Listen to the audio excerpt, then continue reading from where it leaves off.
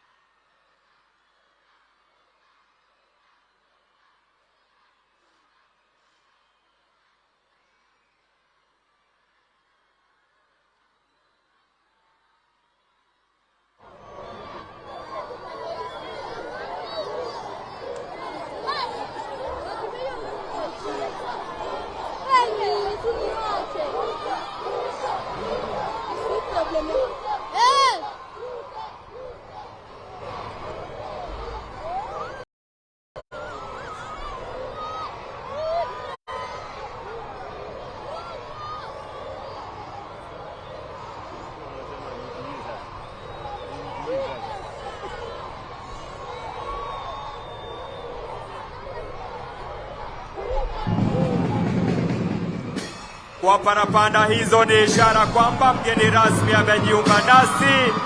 Mabibi na mabwana, tusimame sote na kwa furaha tumkaribishe Maroon Commandos. Tuende moja. Karibu. Karibu. Moja. Karibu.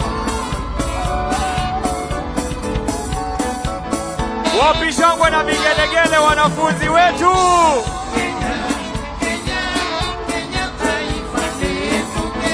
Karibu. Moja. Karibu. Mheshimiwa Rais, utuongoze kwa sherehe ya Mashujaa. Karibu. Karibu. Tuendelee kumkaribisha Mheshimiwa Rais anapojiunga nasi. Moja. Mbili. Karibu. Karibu. Moja.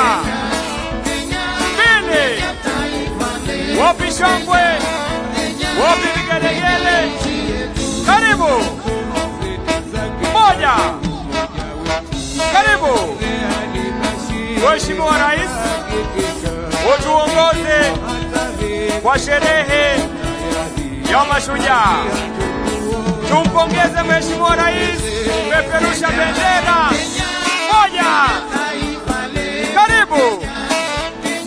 Moja. Moja. Mbili. Karibu. Mheshimiwa Rais, utuongoze kwa sherehe ya Mashujaa. Karibu. Karibu. Mheshimiwa Daktari William Samoei Ruto.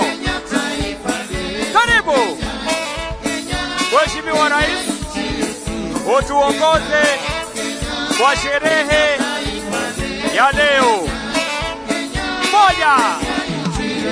Mbili. Kenya, taifa letu tulipendalo. Karibu Mheshimiwa Rais. Karibu. Utuongoze katika sherehe ya leo.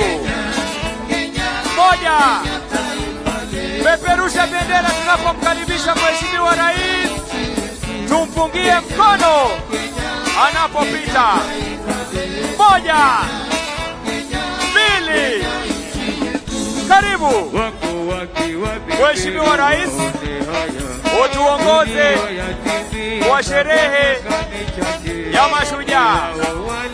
Tuendelee kumkaribisha kwa makofi, vifijo na hata shangwe na nderemo.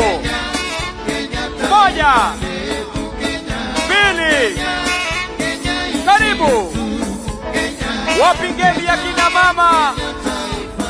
Karibu. Mheshimiwa Rais, unapojiunga nasi siku ya leo. Karibu. Mheshimiwa Rais. Moja. Mbili. Karibu. Mheshimiwa Daktari William Samuel Arap Ruto. Moja. Mbili. Karibu. Mheshimiwa Rais, tunakupenda utuongoze katika hafla ya sherehe ya Mashujaa. Mashujaa, tumpungie Rais mkono. Hongera mashujaa wetu. Tumpungie mkono mashujaa Mheshimiwa Rais. Moja. Mbili. Tatu. Karibu. Mheshimiwa Rais, utuongoze kwa sherehe ya Mashujaa. Moja. Asante. Maroon Commandos. Asante. Asante sana Maroon Commandos kwa kuweza kutuelekeza vyema. Wananchi, tubaki tukiwa tumesimama kwa wimbo wa taifa na wimbo wa Jumuiya ya Afrika Mashariki, na walio na kofia zisizo rasmi kuweza kuzivua. Thank you.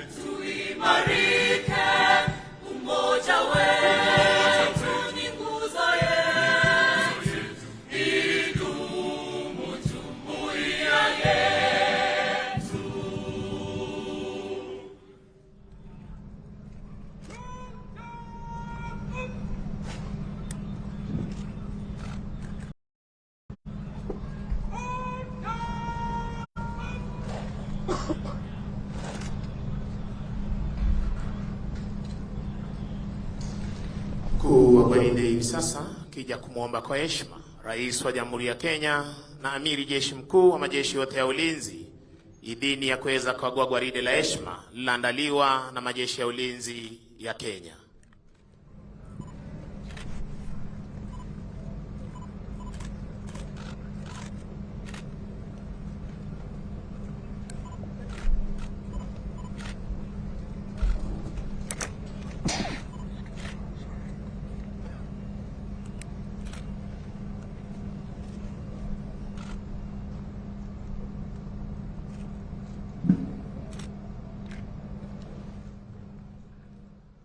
Asanteni kwa heshima, tunaweza kuketi tafadhali.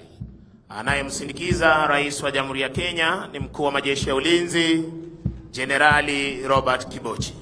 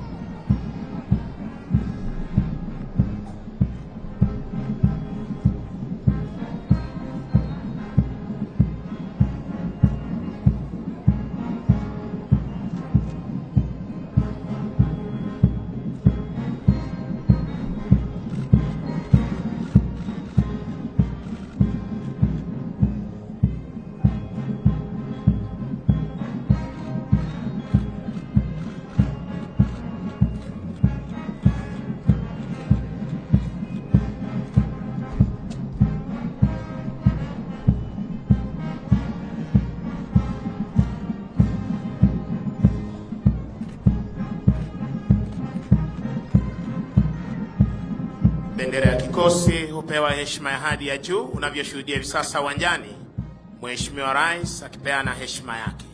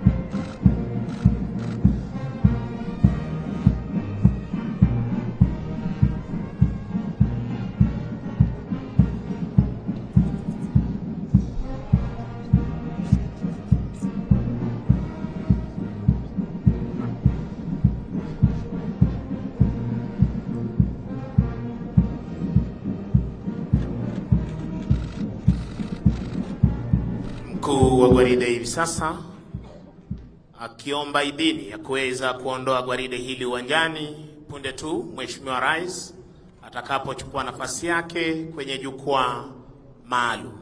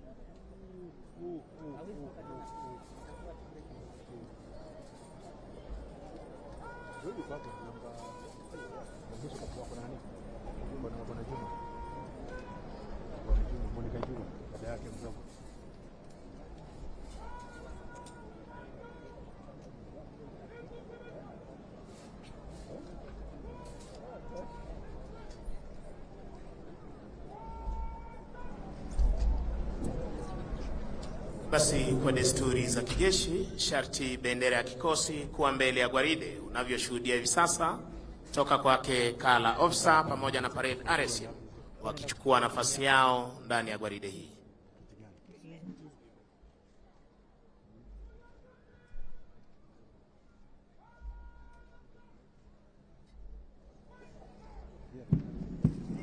Mheshimiwa Rais, kwa amri hiyo, wanajeshi hawa hivi sasa wanaondoka uwanjani kupata kujiunga na wenzao kuzidi kudumisha ulinzi wa taifa letu la Kenya, kuhakikisha kwamba mipaka yetu iko salama masaa 24, anga letu liko salama masaa 24, na fuo za bahari zetu ziko salama masaa 24.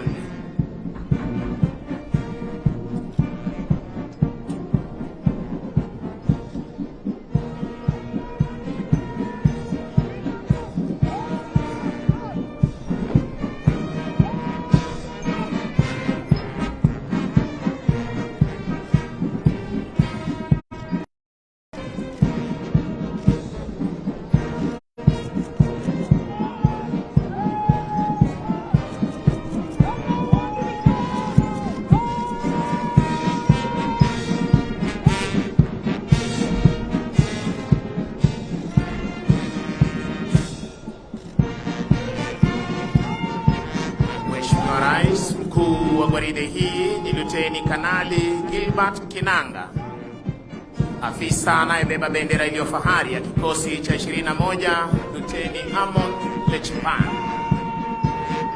Mavazi mekundu, jeshi letu la nchi kavu.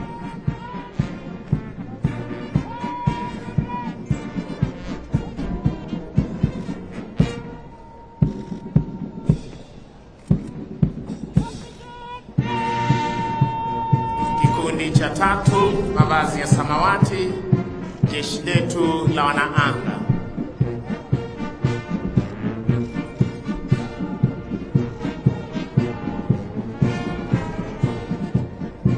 Kikundi cha 4, mavazi meupe, jeshi letu la wanamaji.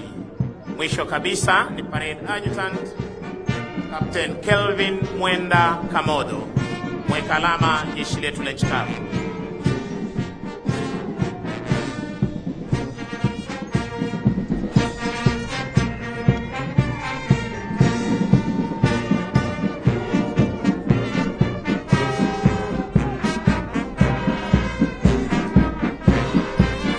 Mheshimiwa Rais, linafuata gwaride la vikundi pamoja na asasi nyingine za usalama, liliandaliwa na majeshi ya ulinzi na hali kadhalika asasi nyingine za usalama. Kwa mengi zaidi nitampisha Koplo Jabiri Banzi. Asante mwenzangu. Mheshimiwa Rais, linafuata gwaride la vikosi vyetu vya usalama wakiongozwa na jeshi letu la nchi kavu wakiwa kwenye mavazi yao mazito ya kivita. A Company wakiongozwa na Meja Benjamin Kipkosgei.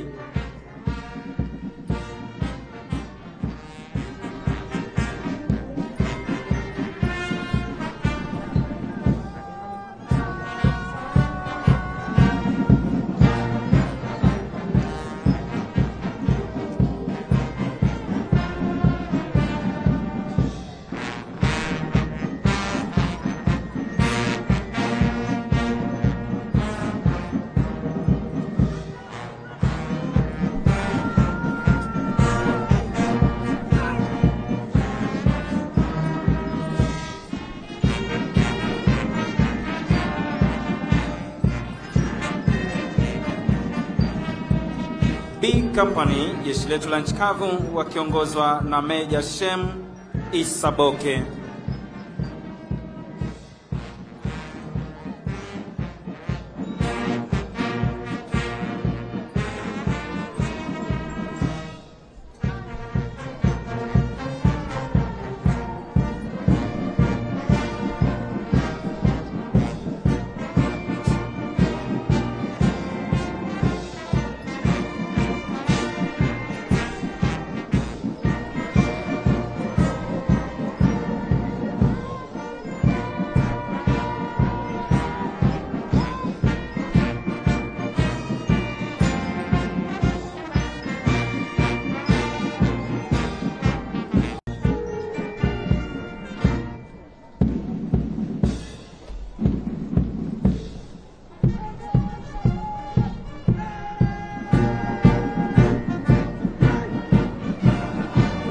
Mheshimiwa Rais, vinafuata hivi sasa vikundi vya polisi wa taifa. Kikundi cha kwanza kitengo cha wanaume wakiwa kwenye mavazi ya rasmi ya sherehe wakiongozwa na Contingent Commander Madam Superintendent Mumina Yusuf Ali.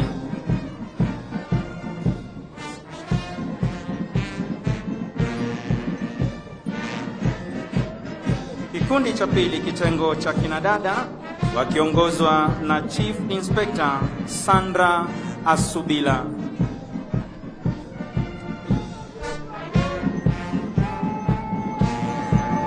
Mheshimiwa Rais, kinafuata hivi sasa kikundi cha GSU. Kikundi cha kwanza wakiwa kwenye mavazi yao rasmi ya sherehe wakiongozwa na Chief Inspector Richard B.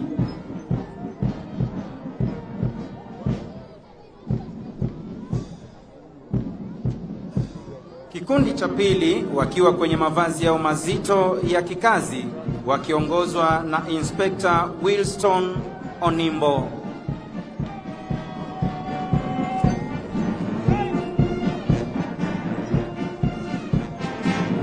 Mheshimiwa Rais, kinafuata hivi sasa kikundi spesheli cha polisi cha kutumia majibwa kinachofahamika kama K9 kikiongozwa na Chief Inspector Francis Mtangili.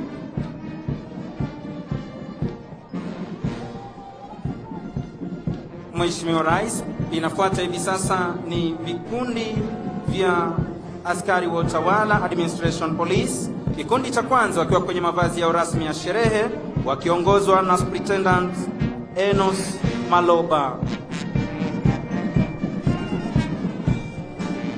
Kikundi kinachofuata hivi sasa ni kikundi spesheli cha kupambana na wezi wa mifugo kinachofahamika kama Anti-Stock Theft Unit wakiongozwa na Inspector Henry Bet.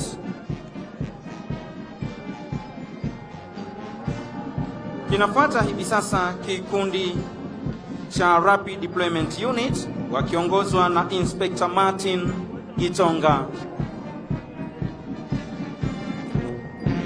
Kinafuata hivi sasa kikundi kinachofahamika kama Border Patrol Unit wakiwa kwenye mavazi ya rasmi ya kikazi wakiongozwa na Inspector Peter Sendeu. Mheshimiwa Rais, kinafuata hivi sasa kikosi kinachochunga fuo zetu za bahari kinachofahamika kama Kenya Coast Guard kikiongozwa na Luteni daraja la pili Galgalo K. Galgalo. Mheshimiwa Rais, hivi sasa vinafuata vikundi vya askari wa magereza. Kikundi cha kwanza kitengo cha wanaume wakiwa kwenye mavazi ya rasmi ya sherehe wakiongozwa na Superintendent Peter Okuku. Kikundi cha pili kitengo cha kinadada wakiwa kwenye mavazi ya rasmi ya sherehe wakiongozwa na Chief Inspector Florence Wasike.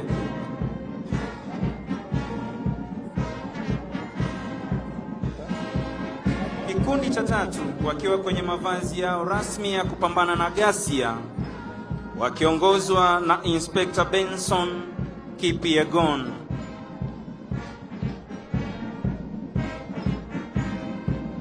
Mheshimiwa Rais, kinafuata hivi sasa kikosi kinachochunga mbuga zetu za wanyama kinachofahamika kama Kenya Wildlife Service wakiongozwa na Assistant Warden 1 Stephen Okoth.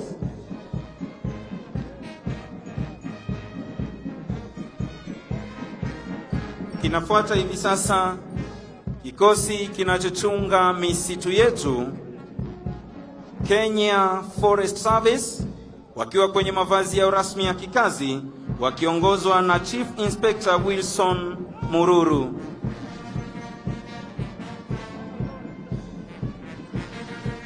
Mheshimiwa Rais, hivi sasa vinafuata vikundi vya vijana wa huduma kwa taifa wakiwa kwenye mavazi yao rasmi ya sherehe. Kikundi cha kwanza kitengo cha wanaume wakiongozwa na Chief Inspector Cecily Kumradhi, wakiongozwa na Superintendent Robert Kiiru. Kikundi cha pili kitengo cha kinadada wakiwa kwenye mavazi yao rasmi wakiongozwa na Chief Inspector Cecily Njuki.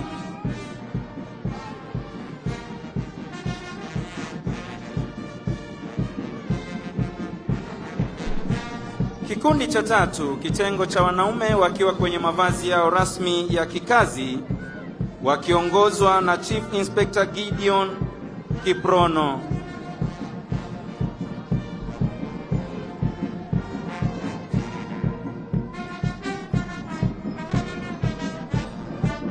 Kikundi cha tatu kitengo cha kinadada wakiwa kwenye mavazi yao rasmi ya kazi wakiongozwa na Chief Inspector Lucy Chege.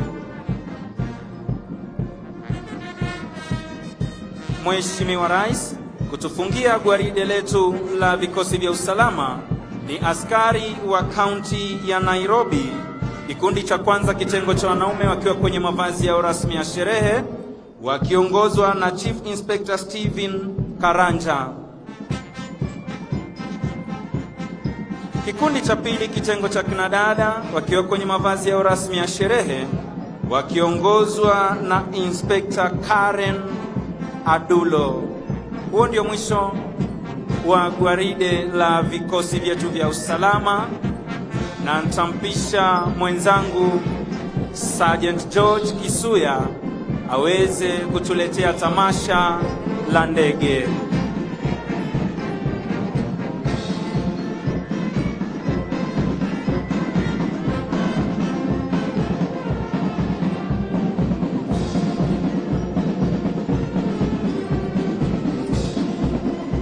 Na Mheshimiwa Rais, linalofuata sasa ni onyesho la ndege zetu za kivita, ndege ambazo zitapita mbele ya jukwaa hili.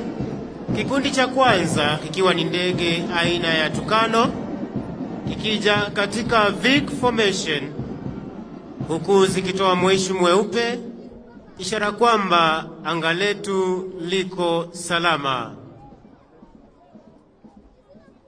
Kisha baadaye tutakuwa na kikundi cha pili cha ndege zetu za kivita aina ya F5. Ndege hizi aina ya Tucano zikipita mbele ya jukwaa, Mheshimiwa Rais, huku zikivusha moshi mweupe, ishara kwamba anga letu liko shwari. Tuwape makofi marubani wetu tafadhali. Kikundi cha pili, Mheshimiwa Rais, ni ndege aina ya F5 zikija katika mfumo wa mkuki almaarufu arrowhead formation, nazo zikipita kwa kasi, kisha baadaye zitaweza kujitenga, kila ndege kurudi kutuonyesha onyesho la kipekee. Ndege hizo ndizo hizo, Mheshimiwa Rais, na tuwape makofi tafadhali marubani wetu. Ndege aina ya F5, ndege hizi kwa sasa zikiwa zinaachana ili kila ndege ikaweze kutuletea onyesho ambalo litakuwa linatokea hapa moja kwa moja. Onyesho la kwanza kwa lugha ya Kimombo linajulikana kama aileron roll, onyesho ambalo ndege itatoa mzunguko wa kushoto kupaa juu kabisa. Kisha onyesho la pili itakuwa ni roll off top, onyesho ambalo ndege itapaa juu kabisa kisha kulala chali na kurudi mahali ambapo imetoka. Onyesho la tatu, Mheshimiwa Rais, litakuwa ni 4-point roll, onyesho ambalo ndege itapaa ikiwa katika normal flight position, kisha itajipinda kushoto japo kwa polepole na kwa maridadi kabisa. Onyesho la nne ni roll off top, ambalo Mheshimiwa Rais, ndege ya kwanza ikija na aileron show, ndege hii ikipaa kwa kasi kwenda juu kabisa kutupa mizunguko ya kushoto kwa umaridadi. Mbali huyo makofi tafadhali. Ndege ya pili, Mheshimiwa Rais, ambayo inakuja kuletea onyesho lijulikana kama roll off top, ikija kwa kasi kabisa, ndege hii ikituonyesha onyesho hilo. Tumpe rubani huyo makofi. Anaenda juu kabisa kulala chali kisha kurudi mahali anatoka.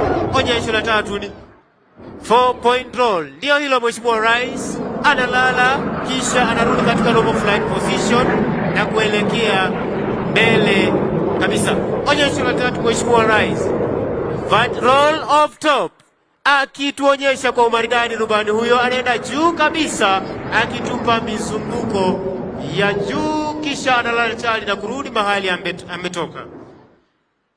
Vertical roll. Ndege hii inapaa juu kabisa, ikituonyesha mizunguko ya kushoto kwa umaridadi. Tumpe makofi rubani huyo tafadhali. Onyesho linalofuata ni ndege aina ya Tucano zikija katika mfumo huo, ikituonyesha onyesho bombast show. Tuwape makofi marubani wetu, wanajitenga kila mmoja kwenda upande wake, ndege ya kati ikilala chali na kurudi mahali imetoka. Tuwape makofi marubani wetu tafadhali. Kutufungia onyesho hili ni ndege aina ya Puma ambayo itapita mbele ya jukwaa ikiwa imebeba pango lililo na ujumbe hongera mashujaa wetu. Ndege aina ya Puma ambayo pia hutumika kuweza kuwasafirisha wanajeshi wetu kwenda katika nafasi zao za kazi. Ndege aina ya Puma ikiwa juu na pango linalosema hongera mashujaa. Tuwape rubani wetu makofi tafadhali. Basi tuwape makofi mashujaa wetu pia siku hii ya leo.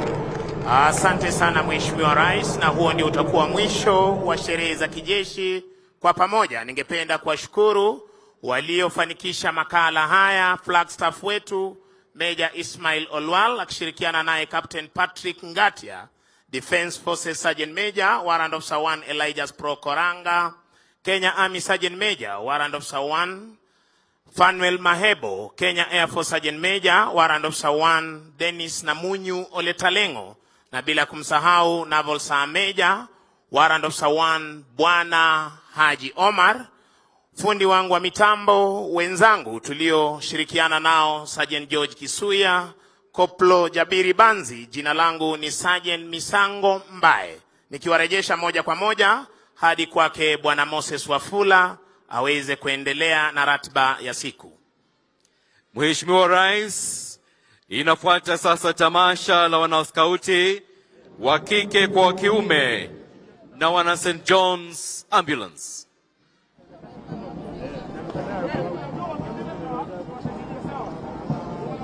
Mheshimiwa Rais, chama cha wanaskauti kilianzishwa humu nchini mnamo mwaka wa 1910 kikiwaleta pamoja Wanakenya wa jinsia ya kike na kiume. Mheshimiwa Rais, ujio huu uliwawezesha vijana kuchangia pakubwa katika ustawi wa nchi na kujiweka katika upeo wa juu wa vijana hawa kutoa ufanisi wao duniani. Kauli mbiu yao Mheshimiwa Rais ni kuboresha dunia.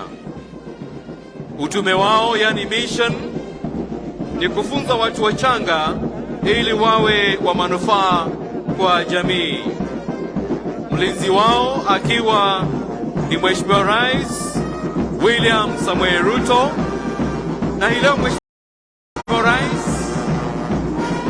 vikosi vyao ni karibu 4 hivi. Mheshimiwa Rais, the Kenya Girl Guide Association kimekuwepo humu nchini tangu mwaka wa 1922 kikiwa sasa na wanachama wa zaidi ya wanaskauti 1300.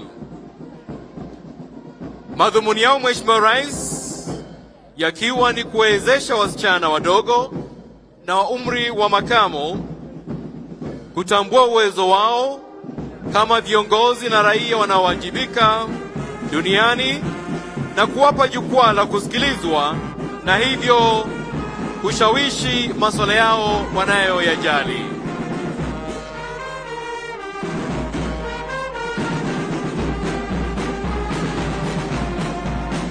Wanaopita mbele yako Mheshimiwa Rais, kikosi cha kwanza ni wanasungura wakati ya miaka 6 hadi 11. Wanafuatiwa na wanachipukizi Scouts wakati ya miaka 12 na 15.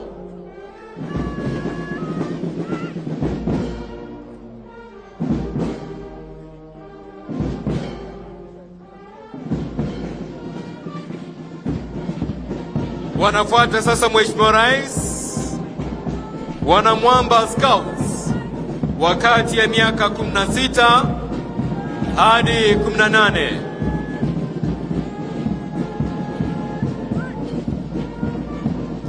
Na wanafuatia sasa Jasiri Scouts wakati ya miaka 19 hadi 26. Wale wa kike Mheshimiwa Rais wa kwanza ni wana Rainbow wakati ya miaka 3 hadi 6 wa shule ya chekechea.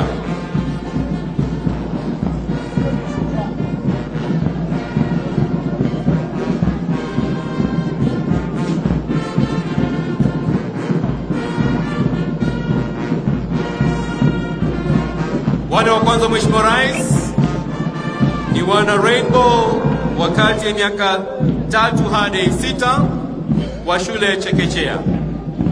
Wanafuatia wale wa Brownies ambao ni kati ya miaka 6 hadi 9 wa shule ya msingi.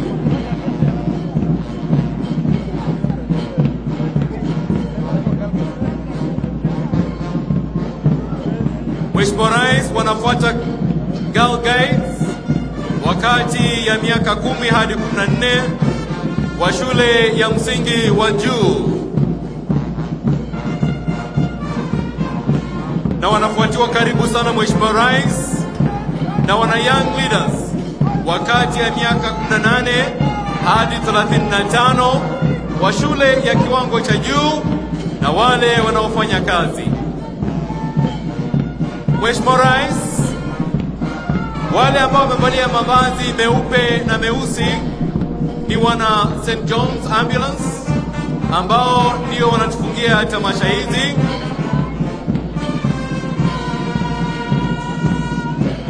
Shirika hili lilianzishwa Mheshimiwa Rais mwaka wa 1923 kama kikundi cha polisi na baadaye ikawa kikundi cha raia mwaka wa 1928.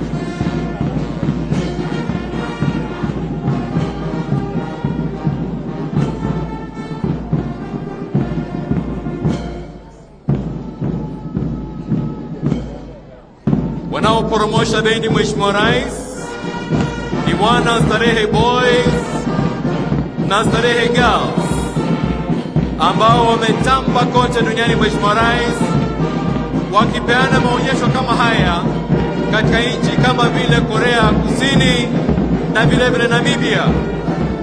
Tuwapongeze kwa makofi mabibi na mabwana, tuwapongeze kwa makofi jamani.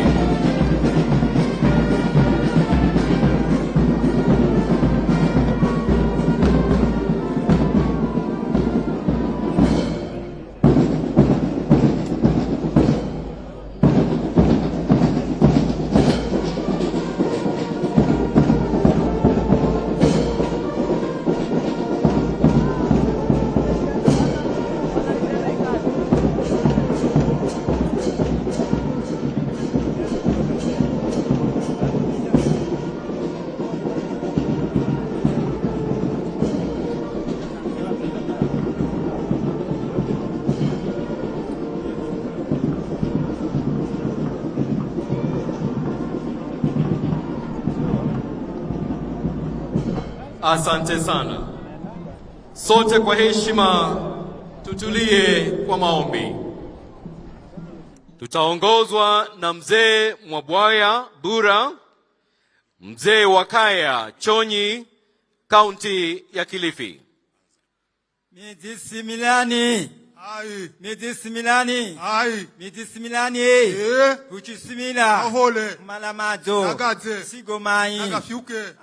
Bai vivirero. Ni siku ya Mashujaa Gehu na hunavoyerati yehu amani hamwenga na raisi we Ruto hunamala kuhaswa na wahaswe wachihaswa bai hunamala siasege haenza sigano hunamala kwenda makadzombo kwenda naende achenda kuna nyumba akaisundulwa amafika sie kusundulwa asunduriwe achisundurirwa hunamala mtangana mwe kulala na ulale uchilala hunamala amani si henye siyehu hunamala kudhimi na idini itidini pia hunamala uzima na kupata na upate miji similani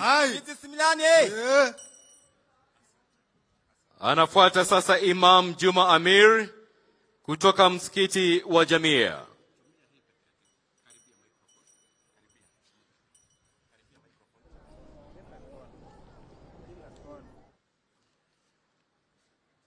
Bismillahir Rahmanir Rahim. Subhanallah walhamdulillah wa la ilaha illa Allah wallahu akbar. Kwa jina la Mwenyezi Mungu mwenye rehema nyingi, mwenye kurehemu, leo tunaadhimisha na kuitambua siku ya mashujaa katika jamhuri yetu ya Kenya. Mungu tunakuomba uibariki nchi yetu yote na wananchi wetu wote. Mungu tunakushukuru sana walipopatikana mashujaa waliojitolea kwa nguvu na roho zao, nchi hii ilipata heshima kubwa na mafanikio mengi tunayojivunia nayo leo. Mungu tunakuomba uizidishie nchi yetu hii ya Kenya mafanikio na ufanisi wa watu wetu na maisha bora kwa jamii zote nchini. Ewe Mola mwenye uwezo mkubwa, mpe mafanikio na mzidishie busara njema Rais wetu Dr. William Samoei Ruto na fikra njema katika uongozi wake na kuipeleka Kenya mbele. Bwana Mungu, tunakuomba wape viongozi wetu wote katika ngazi zote za utawala na fikra bora, busara na juhudi njema za kufanikisha uongozi mwema katika nyanja zote za maendeleo yetu. Nikimaliza, ewe Bwana Mungu mtukufu, tuondolee ukame unaotupa madhara mengi. Utupe mvua njema, mvua yenye kuenea jamhuri yetu yote bila ya mafuriko wala maudhi mengine wala madhara kwa yoyote yule. La mwisho, utupe amani ya kudumu.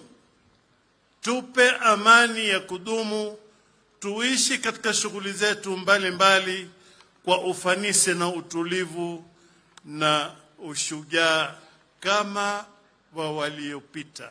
Asanteni.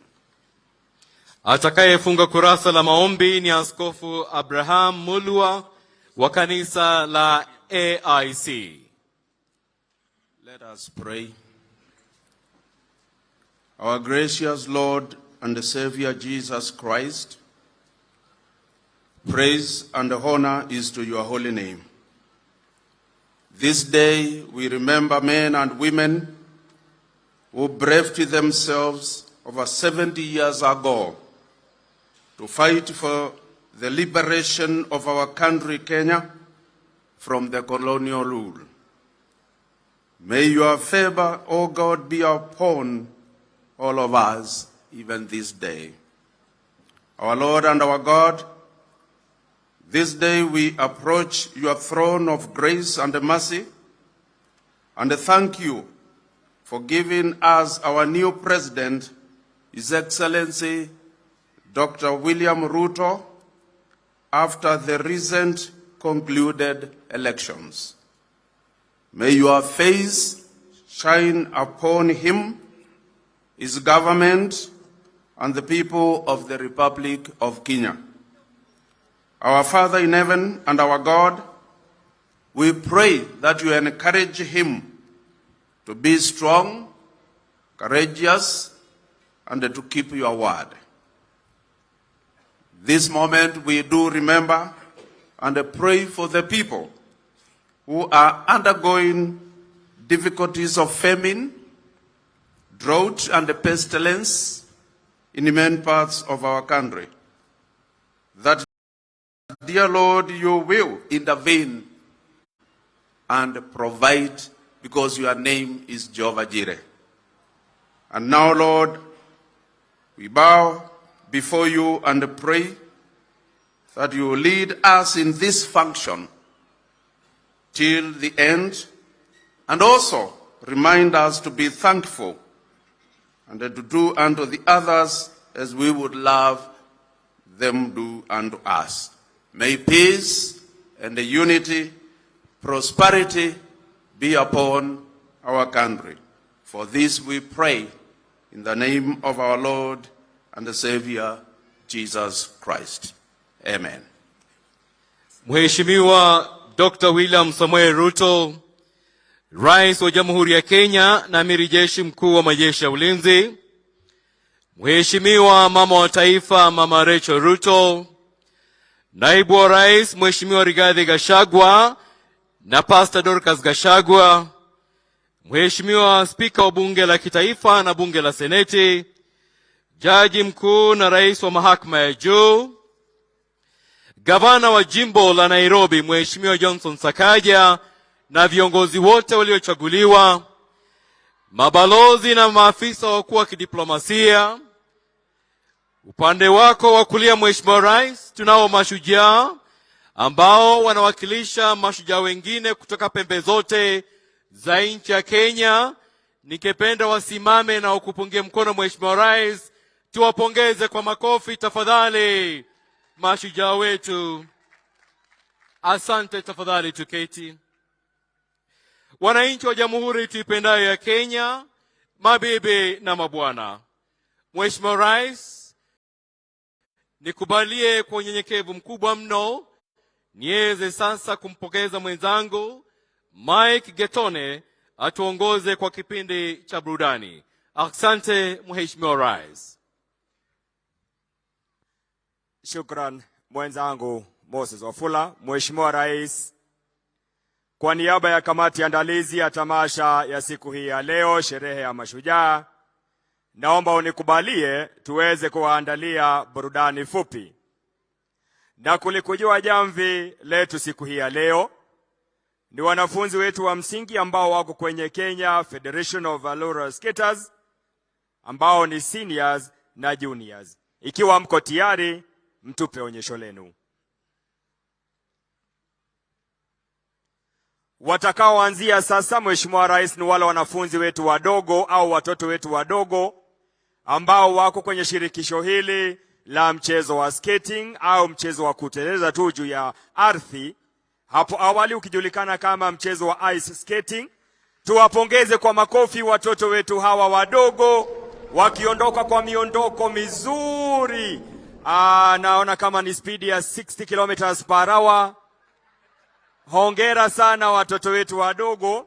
Mheshimiwa Rais, wanaofuata sasa ni the seniors ambao wanaingia kwa miondoko mizuri. Mandhari yao ya kwanza ikiwa ni miondoko ya nyoka nyoka. Wakija mbele ya jukwaa lako Mheshimiwa Rais kutupa burudani. Nikufahamisha tu Mheshimiwa Rais ni kwamba hawa ni mashujaa wetu watakao tuwakilisha hata nchini na hata kule nje. Mchezo wao wa kwanza ni mviringo na wale wengine wakipiga densi, ikiwa tu ombi lao ni kuweza kuboresha mchezo huu ambao umeibuka tu majuzi na ukapata sifa zake. Skating ni mchezo ambao vijana wadogo hata wakubwa wameingia ili kuweza kuwakilisha taifa letu hapa nchini na hata nje. Tuwapongeze wanapoondoka uwanjani the skating team. Mheshimiwa Rais, wanaoingia sasa ni muungano wa wanafunzi 500 wa shule 10 za msingi ambao wamejiandaa kwa burudani siku ya leo. Mkiwa tayari, ugani wenu.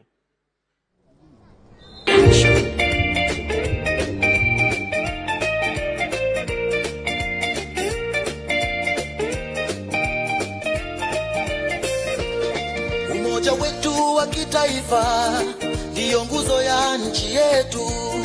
Tukiungana sote pamoja, tutaijenga Kenya yetu.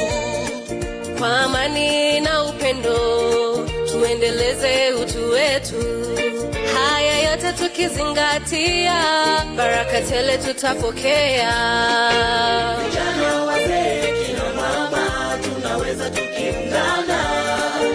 Furaha, usawa na ustawi, Mungu Baba tatujalia. So pull up, njooni wazalendo sote tuimbe. So pull up, njooni wazalendo sote tuimbe. Harambee, pamoja tutafika kilele. Harambee, na Kenya tutaishi milele. Harambee, pamoja tutafika kilele. Harambee, na Kenya tutaishi milele.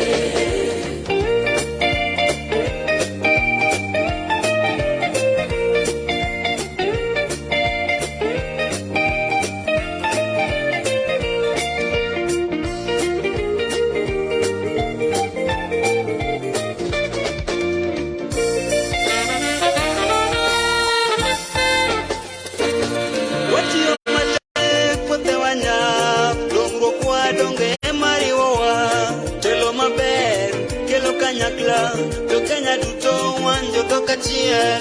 Forori witone moradhime, do ikaranie hamwe na thayo. Maya mothene magegania, tuini tuothe twi hamwe. So pull up, njooni wazalendo sote tuimbe. So pull up, njooni wazalendo sote tuimbe. Harambee, pamoja tutafika kilele. Harambee, na Kenya tutaishi milele. Harambee, pamoja tutafika kilele. Harambee, na Kenya tutaishi milele. Harambee, pamoja tutafika kilele. Harambee, na Kenya tutaishi milele.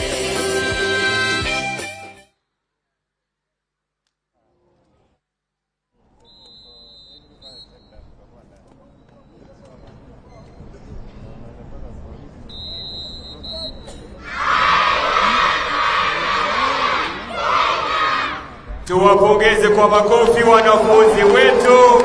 I love my motherland Kenya.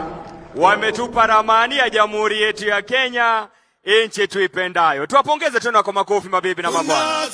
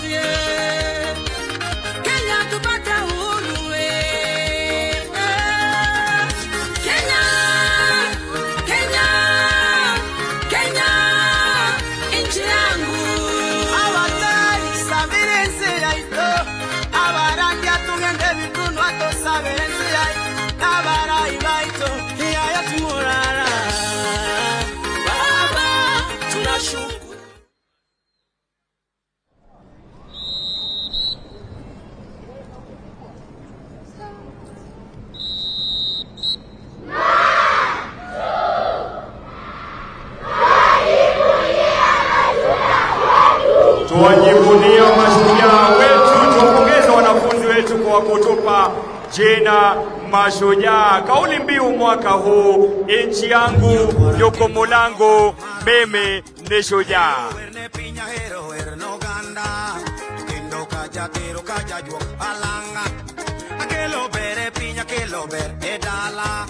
Anyola chikiti, anyola ya unapachi.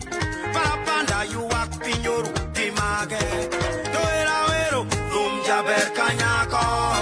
Ori ori omogiti kona kona. We go dance together, do the train we go round. Ori ori omogiti kona kona.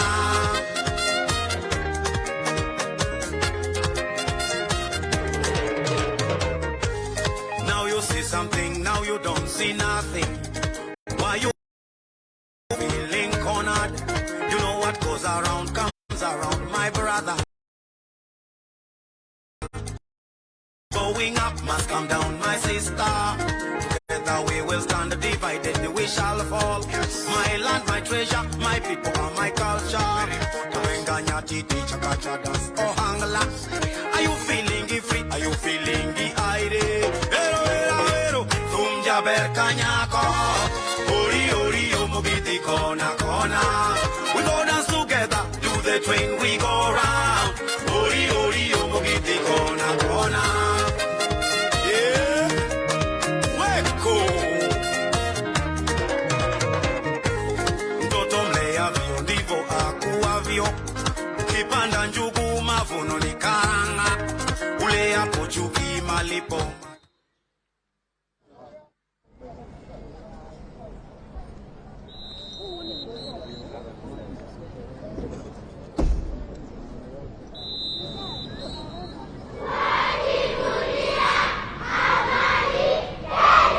Tuwajivunia amani Kenya, wananchi watukufu. Mchoro ulioko ugani sasa ni mfano wa njiwa, ukipenda a dove, ambaye ametanda mabawa, ishara kwamba tumepewa amani bure, tutoe amani bure. Tuwapongeze kwa makofi tena. Amani, amani, amani, amani Kenya. Tuwapongeze kwa makofi. Simama, simama, wewe shujaa, simama.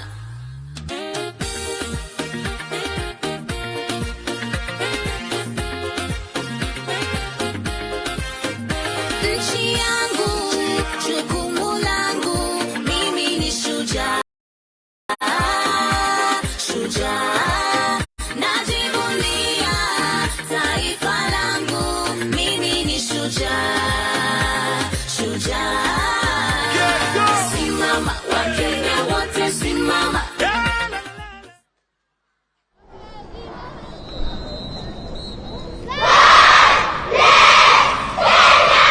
God bless Kenya. Ni ujumbe kutoka kwa watoto wetu kwamba Mungu aibariki Kenya yetu. Tuwapongeze kwa makofi wanapoondoka uwanjani.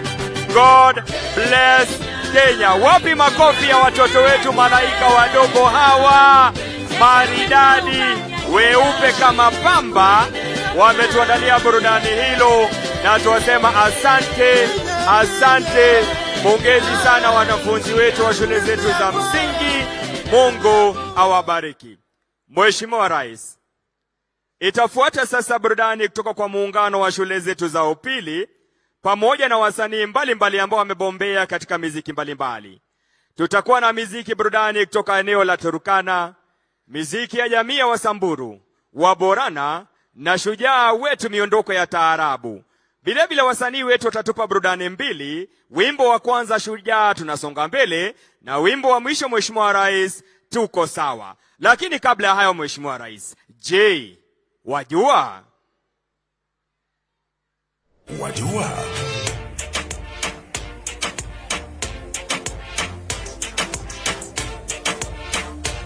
wajua kuwa kwenye historia ya michezo Kenya imebobea kote duniani.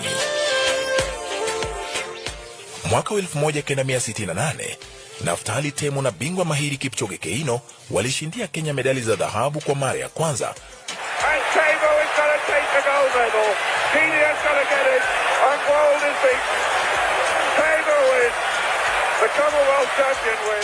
Baadhi ya wanariadha wengine tunaowaenzi ni kama vile Paul Ireng, Wilfred Bungei, Moses Tanui, Paul Tergat, Tekla Lorupe, Catherine Dereba, Ezekiel Kemboi, Samuel Wanjiru, Vivian Cheruyot, Pamela Jelimo, Daniel Simiu, Margaret Muriuki na wengineo. Eliud Kipchoge smiles for the last time. Let's keep an eye on the clock just outside 2:01. Eliud Kipchoge is a history maker in Berlin yet again. Eliud Kipchoge anashikilia rekodi ya dunia katika mbio za marathon, huku David Rudisha akiweka rekodi ya mbio za mita 800. It's David Rudisha, 1:40.91 is shown on the clock. Beatrice Chepkoech naye anashikilia rekodi ya mbio za mita 3000 kuruka viunzi na maji upande wa wanawake. Beatrice Chepkoech, the fastest woman in the world, becomes the world champion here in Doha. Keep an eye on the clock. She's inside 9 minutes, 8:57.85. Na mwenzake Bridget Kosgei ni bingwa wa mbio za marathon za wanawake.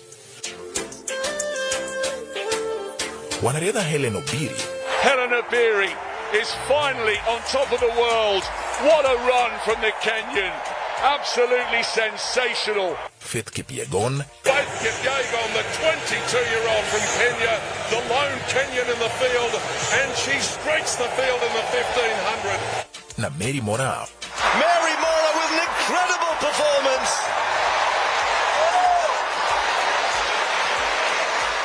Hodgkinson has to settle for silver again. Laura Muir threw herself over the line for the bronze. Wanaendelea kung'aa katika fani ya michezo ya kimataifa.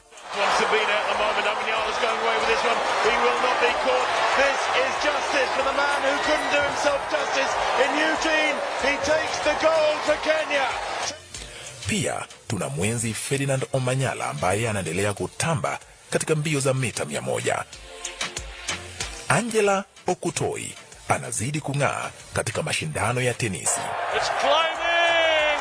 It splits the post! Collins Injera! Tunajivunia pia timu yetu ya raga ambayo inaendelea kushamiri katika michezo ya dunia. Tunawathamini wanariadha wetu wote kwa kuipeperusha bendera ya Kenya juu kote duniani. Hakika nyinyi ni mashujaa wetu. Ipeperushwe juu sana, bendera yetu Kenya ipeperushwe juu sana. Trio Meals.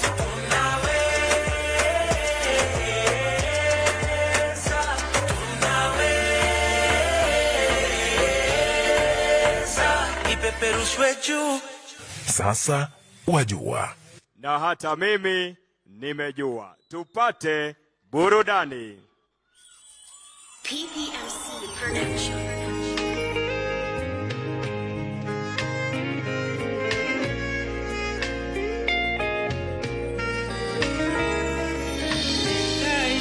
Nyasaye Murungu ngai were, ndo baadhi ya majina yako Baba. Alayo sikadana karibi jirusi male nurakabi baramama nutisi ya Allah mate, nutisi ya Allah mate, naganu buti kenyate sima bulte nukasa jirute, naganu buti kenyate. Tunakuomba Baba yetu, tunakuomba ibariki Kenya, tunakuomba Mungu wetu, tunakuomba. Mimi najua yongo hapa akujukanga, iyo yeni ebo yoriko ni akujukanga.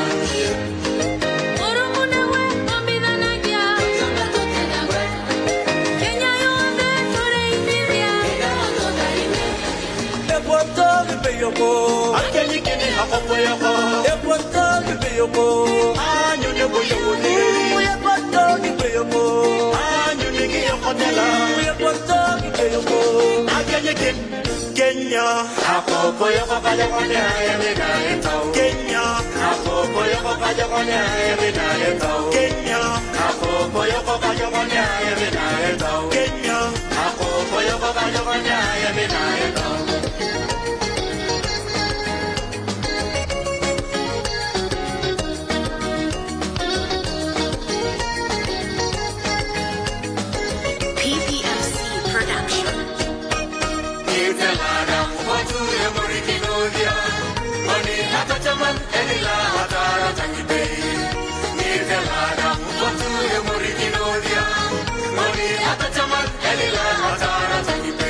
Son mai rugo to mararai se bata monte vai nina bo ne me toge to mote ne basho ne me te ai so la rabani get different place and harmony one type one culture liberty together and what no fun unity are we place our nation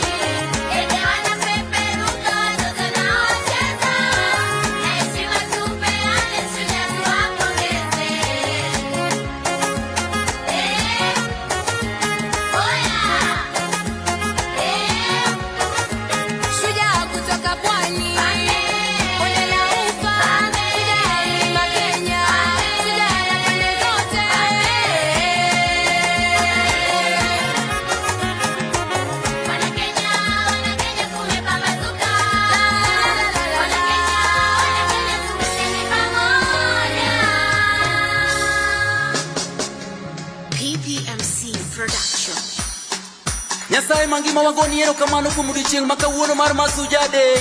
Wagoni erokamano kuom kwe, hera, ketowa kanyakla to kod integrity. Hallelujah, hallelujah. Nyasaye wapake wamiye duong'. Walando era, Nyasachwa wapake wamiye duong'. Walando era mare. Nyasaye wapake wamiye duong'. Walando era, Nyasachwa wapake wamiye duong'. Walando era mare. Come on, Becca. Bana vefe.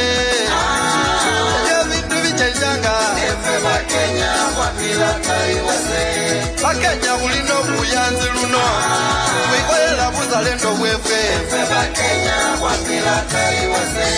Bulala buli kamani kebutuza Kenya Nona bulu mundu ketikite Tintikite ya wikolela Kenya Kama beka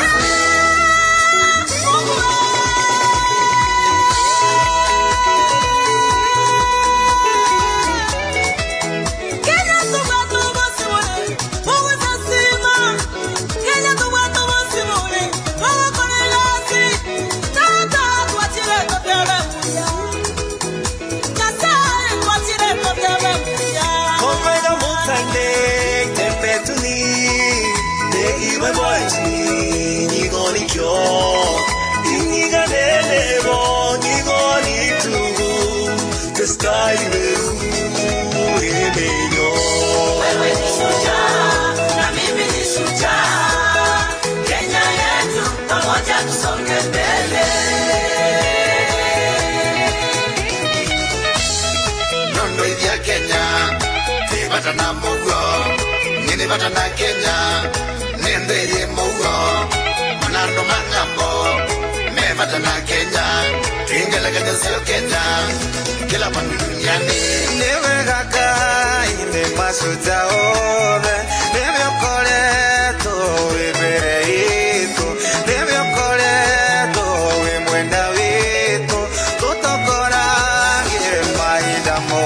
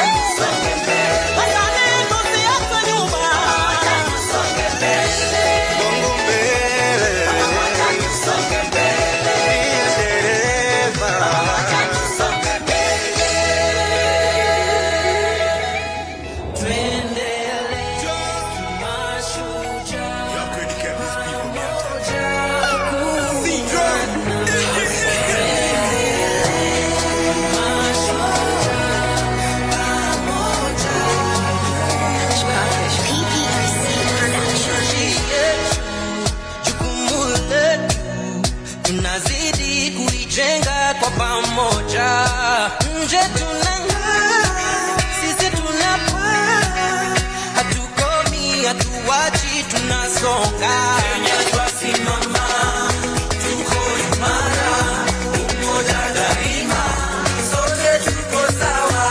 Kenya twasimama, tuko imara, umoja daima, sote tuko sawa. Kenya greatest, all over the world we are rated. In Africa we are the greatest.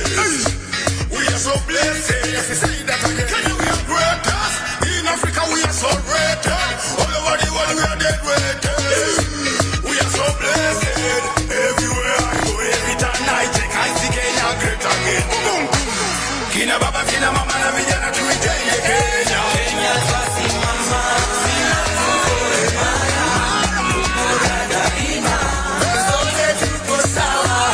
Kenya twasimama, tuko imara, umoja daima, sote tuko sawa. Kesho na washo ni leo, Kenya tuko wapi, tuko maendeleo. I got the talent, niko na keheo. Shujaa nasikia ndani imezaliwa leo. Kwa stadi motokia na hii style, mkisikiza mnadeko kabisa. Muremenis ngoma za Isa, msani kabisa. Slogan chatisha, Kanairoku niko machampe. My love for the country na band blaze. Na vile koshua siwezi guess, sisiri sijawila many bless. Shujaa entertainer the president. Walipata mashujaa zamani, ndio maana leo hii Kenya tosherekea ushindi. Hebu basi cheza nami kuchikuchi, ukitaka pia lete isikuti, kisha hebu teremuka na mipwani tufurahi pamoja. Hebu basi cheza nami kuchikuchi, ukitaka pia lete isikuti, ukitaka teremuka na mipwani tufurahi pamoja. Wewe ni shujaa, wewe ni shujaa.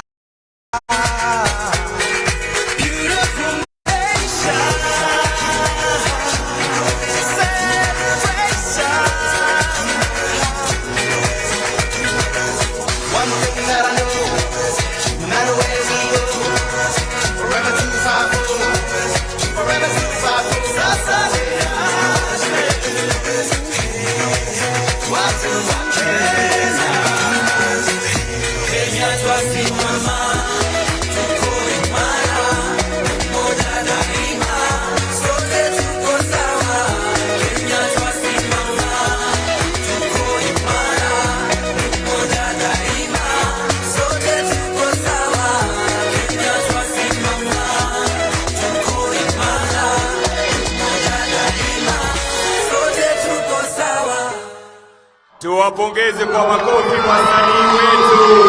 Sote tuko sawa na Shujaa tunasonga mbele.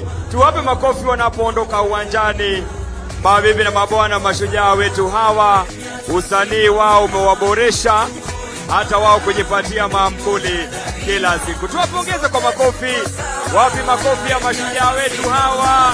Jameni, tuwapongeze wanapoondoka kuelekea sasa kuhudumia wananchi katika nyanja mbalimbali. Tunasonga mbele mashujaa na sote tuko sawa. Tuendelee kuwapongeza, tusichoke. Wametupa miziki iliyopangwa ikapangika, miziki mitamu kama asali, laini kama zinga za farasi. Asante Mheshimiwa Rais.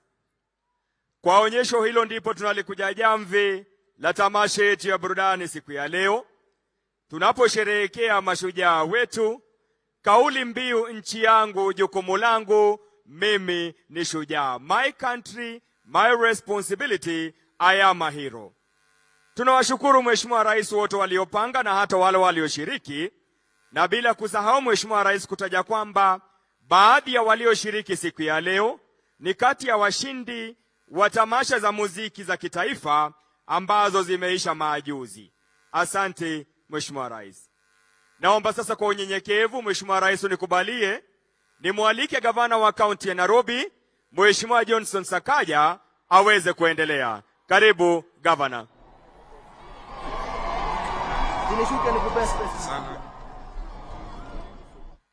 Mheshimiwa Rais wa Jamhuri ya Kenya na Amiri Jeshi Mkuu wa jeshi zetu za ulinzi, mama wa taifa mpendwa Rachel Ruto, naibu wa Rais Rigathi Gachagua na Pastor Dorcas Gachagua, maspika wetu wa bunge la kitaifa na bunge la seneti, jaji mkuu, mawaziri na mawaziri wateule wakiongozwa na waziri mkuu mteule Musalia Mudavadi, wabunge, magavana na wananchi kwa jumla, hamjambo. Mheshimiwa Rais, leo hii ni jukumu langu kwanza kukupongeza na kukukaribisha na kuwakaribisha nyote katika jimbo la Nairobi kwa sherehe yako ya kwanza kama rais baada ya kuapishwa ya Mashujaa Day. Sherehe hii inafanyika katika kiwanja ya kihistoria ya Uhuru Gardens ambapo bendera ya Kenya ilipandishwa mara ya kwanza kwa sababu ya juhudi ya mashujaa wetu, na tunakuomba utufungulie ili wananchi hawa watoto waweze kuja kwa maktaba kuona hadithi ya wale ambao walipigania uhuru wetu, waweze kumuona Tom Mboya, waweze kuona hadithi ya Kapenguria 6 ili pia hao waelewe ile vita ambayo ilipiganiwa kupata uhuru wetu. Mheshimiwa Rais, tunajua kwamba kwa leo Wakenya hawawezi kurudi kwa misitu kupigania uhuru, lakini tunaweza kuwa mashujaa katika nyadhifa zetu mbalimbali. Tuko na madaktari wetu na wauguzi ambao kila siku wanajitolea kuhudumia wananchi wetu, wakati mwingi bila vifaa vinavyofaa. Hao ni mashujaa. Tuko na walimu wetu ambao wanapambana kila siku na CBC wakifunza watoto wetu ili waweze kuza siku za usoni. Hao pia ni mashujaa na tunawapongeza sana walimu wetu. Pia Mheshimiwa Rais, tuko na askari wetu, polisi wetu ambao wanahatarisha maisha yao kila siku kutulinda, kuhakikisha kwamba tunabaki na usalama. Hao ni mashujaa. Na ningependa kuomba Wakenya leo hii popote mlipo, ukimwona polisi, ukimwona daktari, ukimwona mwalimu, mpongeze, msalimie, mwambie asante kwa sababu yeye ni shujaa. Mheshimiwa Rais, sherehe hii pia inatendeka punde baada ya uchaguzi ambapo Wakenya walijitokeza, wakaenda wakapiga kura, wakarudi manyumbani, tukaenda kotini, wakatulia, uamuzi ukafanywa bila vurugu na bila vita. Wakenya wote kwa jumla, nyinyi ni mashujaa. Najua ya kwamba mashujaa wetu, mababa zetu kuanzia Jomo Kenyatta na wote wangefufuka leo, wangetupongeza kwa sababu tulifanya uchaguzi wa amani na tumerudi na tunafanya kazi kwa sasa. Rais William Samoei Ruto, wewe ni shujaa wetu. Your Excellency, our President, you are a true hero because you have taught us and you have shown us that the world belongs to those who believe in the beauty of their dreams. That today these children can dream to be anybody that they can be in this world. That their dreams are not limited by the imagination of their teachers or by the success of their parents. Thank you for being a hero to all of us as Kenyans. As I conclude, Your Excellency, this morning, I saw Her Excellency the First Lady tweeted a quote that I really like. She quoted our founding father, Jomo Kenyatta, and said that while our fathers might have been heroes of the past, our work is to be architects of the future.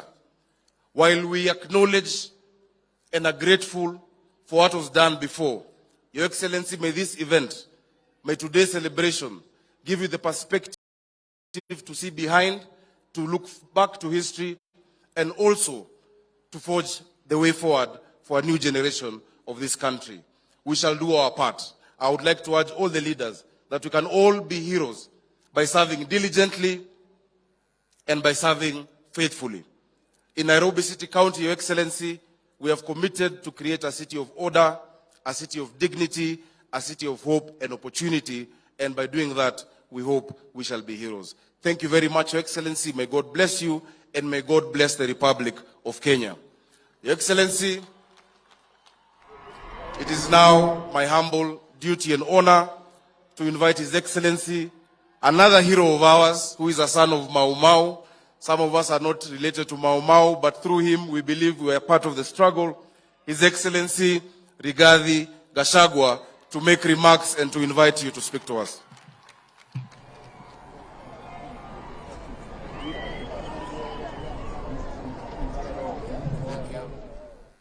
Your Excellency, the President of the Republic of Kenya and the Commander-in-Chief of the Kenya Defense Forces, Dr. William Ruto, Your Excellency, the First Lady of the Republic of Kenya, Mama Rachel Ruto, the Chief Justice and President of the Supreme Court, Lady Justice Martha Koome, Speakers of the National Assembly and the Senate, the Governor of the Nairobi City County, Your Excellencies, Ambassadors, High Commissioners and members of the Diplomatic Corps, elected leaders, distinguished and invited guests, dear Kenyans, ladies and gentlemen. Kenya hoye! I'm delighted to join all today in marking this year's Mashujaa Day celebrations at these historic Uhuru Gardens. Your Excellency, allow me first to congratulate you on your election as the 5th President of the Republic of Kenya on 9th August 2022. This being your first national celebrations of Mashujaa Day to officiate since assumption of the Executive Office of the President of the Republic of Kenya. It is a momentous occasion for the people of Kenya and in the history of our beloved Republic. Mr. President, I also wish to congratulate all the elected leaders in the just concluded elections and remind them that it is time to deliver. We cannot afford to waste a single minute. We know Kenyans are suffering, and no more talk. It is now time to work. Your Excellency, allow me to most sincerely thank the people of Kenya for exercising their constitutional right to vote, but more importantly, upholding peace before, during, and after the elections. Kenya is a mature democracy, and indeed our great nation is back as an island of peace. Irrespective of our political differences, it is time to work and deliver. We are all Kenyans. This is our nation, and we are rising together. This is the freedom our forefathers fought for. This is the freedom Kenyans voted for. No more room for pain and suffering. Indeed, Mr. President, the real freedom is here with us today. Mr. President, this day reminds us all of history, our struggle and the blood shed by Kenyans. It shows us the beauty of purpose, the beauty of unity and purposeful living. Our forefathers and heroic Kenyans, who we celebrate today from all phases of our liberation and struggle, gave us a nation we are proud of. This is our country. We are one people. We have a duty to make this nation greater than we can imagine in all spheres of our lives. Mr. President, your government, the Kenya Kwanza government, has a plan to make Kenya a great nation, as envisaged in our manifesto, where everyone matters and every hustle matters. I want to assure you, Mr. President, of my commitment as your deputy, round the clock, to assist you in delivering to the people of the Republic of Kenya. Your Excellency, the challenges that we face as a nation, ranging from social to economic, belong to all of us. I call upon all Kenyans to each make a contribution every day in a simple or a small way. It matters. As they say in Kiswahili, umoja ni nguvu. Your Excellency, without further ado, it is now my humble duty to welcome you to address the people of Kenya. And let me ask all of you to be upstanding. And ladies and gentlemen, the President of the Republic of Kenya.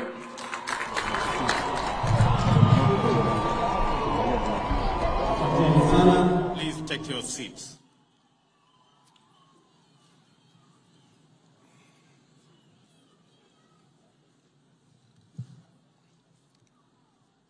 Nairobi hoye!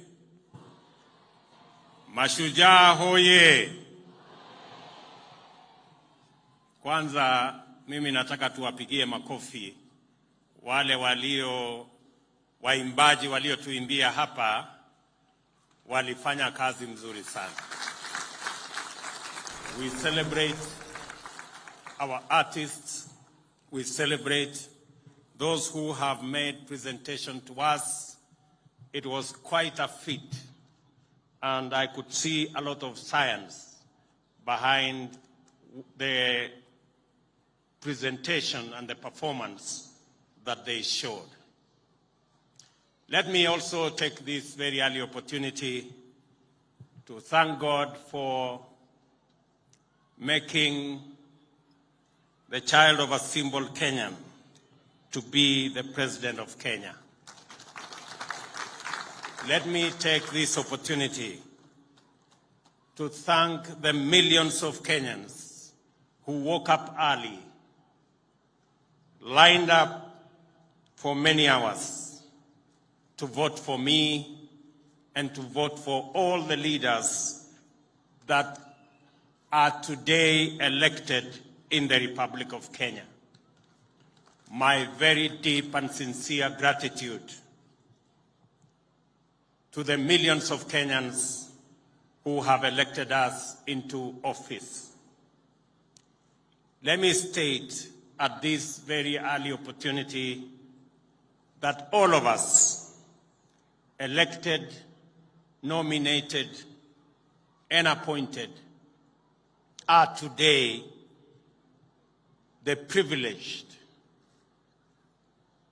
because the people of Kenya have bestowed on us the challenge of leading our country into the new horizon. Let me also say that those we have been elected on both sides of the divide, together we must shepherd this country into a safe and prosperous future.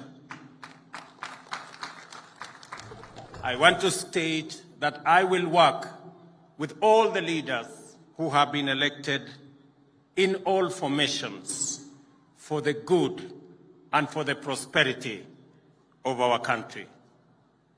I am tremendously privileged to join you and our visitors today as we commemorate the 59th anniversary of Mashujaa Day.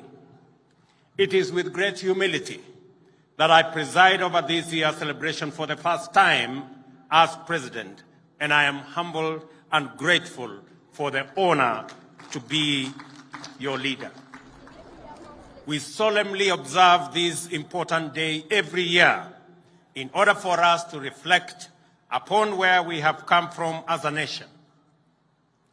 We mark this day to consider the troubled road we trod through, the sorrowful wilderness of cruel colonial injustice, and the price that we paid in blood, toil, anguish, and death for us to be a free people. We take this opportunity to also celebrate the histories of our heroes and heroines who sacrificed valiantly in our freedom struggle, their character, and most particularly and importantly, the values and principles which inspired, sustained, and vindicated them so that we may emulate them by leading lives worthy of their sacrifice. We also ask ourselves today, what must we do to transmit this noble history and ensure that future generations appreciate us, not only as worthy heirs of our illustrious ancestors, but also as skillful stewards of their heritage? We do this in pursuit of a solemn covenant proclaimed in the preamble of our Constitution, and I quote, that we, the people of Kenya, shall honor those who heroically struggled to bring freedom and justice to our land by adopting, enacting, and giving the Constitution to ourselves and to our future generations, end of quote. Our Constitution articulates a vision of Kenya our heroes and heroines would have approved, a Kenya worth fighting for and worth paying the ultimate price for. It is their legacy to us, and it sets the stage for us to continue their patriotic work in that noble spirit that roused the first freedom fighters to resist colonial rule and their successors to reject post-colonial repression.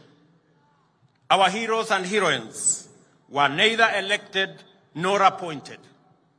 They were not sponsored and they were not funded. They had no offices or budgets. They were ordinary people invested in the struggle to make good their unwavering belief that all people are equal and all deserve to live in freedom. People of all walks of life, subsistence farmers and traders, clerks and former soldiers, teachers and their learners, preachers and their congregations, drivers, cooks, and farm workers ran away to the forest, armed with nothing but the conviction that a more just way of life is possible and that it is worth fighting for. The legacy of independence is the heroic achievement of value-driven, bottom-up heroism. The people were distinguished by their unity and commitment to selfless endeavor, determination, patriotism, and an unyielding sense of justice. Every time we have come together, we have accomplished major feats. That is why, as a nation, we are exhausted by the national anthem, and I quote, "Let one and all arise with hearts both strong and true," end of quote. Our Constitution, the People's Sovereign Charter, is an instrument of collective memory. It proscribes tyranny, marginalization, and oppression, provides institutional means to dismantle injustice and eradicate inequality, and gives us an opportunity to expand freedom and actualize rights. It also defines human well-being to be the reason for individual and collective action, as well as objects of the totality of our national enterprise. We are united in common endeavor with those who came before us and did so much for our country. We may define ourselves as a nation proudly standing on the foundation of the Constitution, united in pursuit of the well-being of every citizen. The principal reason for promulgating our Constitution then was to inscribe the values which animated our history of accomplishments and to project them in a manner that resonates across generations. The national values and principles of governance set out in Article 10 form the soul of this dispensation. They define the parameters of patriotism, exemplary service, selfless sacrifice, and profiles us in terms of who we are and who we ought to be individually and as a nation. We can and we must employ these values as beacons for identifying people whose contribution honor the memory of our heroes and heroines and bring greatness to our nation. It is time, ladies and gentlemen, to direct our focus on the work that each one of us does to understand how we contribute to our individual well-being as well as that of our communities and our nation.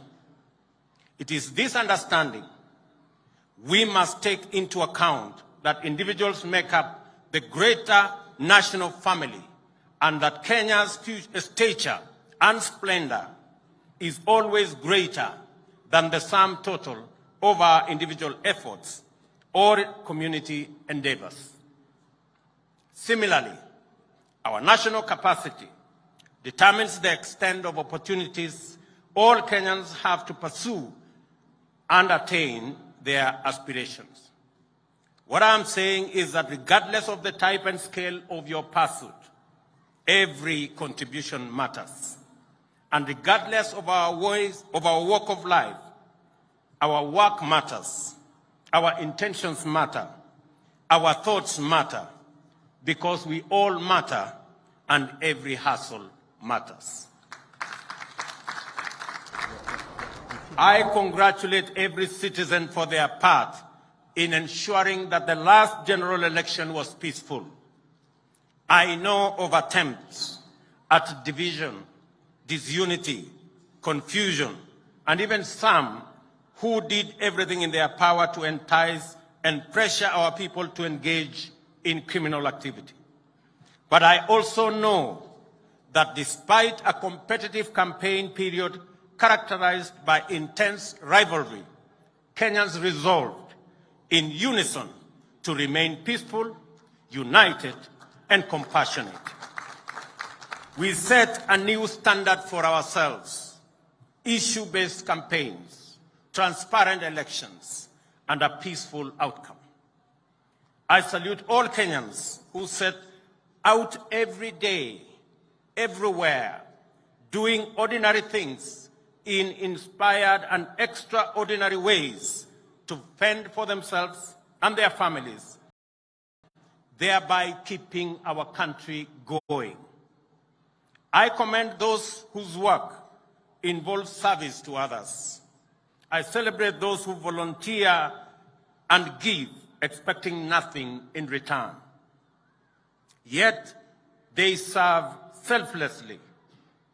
From the farmers who feed our nation to the drivers who connect all parts of our country by conveying people and goods, educators who impart knowledge to our infants in kindergartens, children in schools, and youth in tertiary institutions, medical staff in wards and in fields and training institutions, workers in quarries and construction sites, artisans on the side streets, in their small sheds and in large workshops, traders on the side streets in rural and urban markets, and all the way to the Nairobi Security Exchange.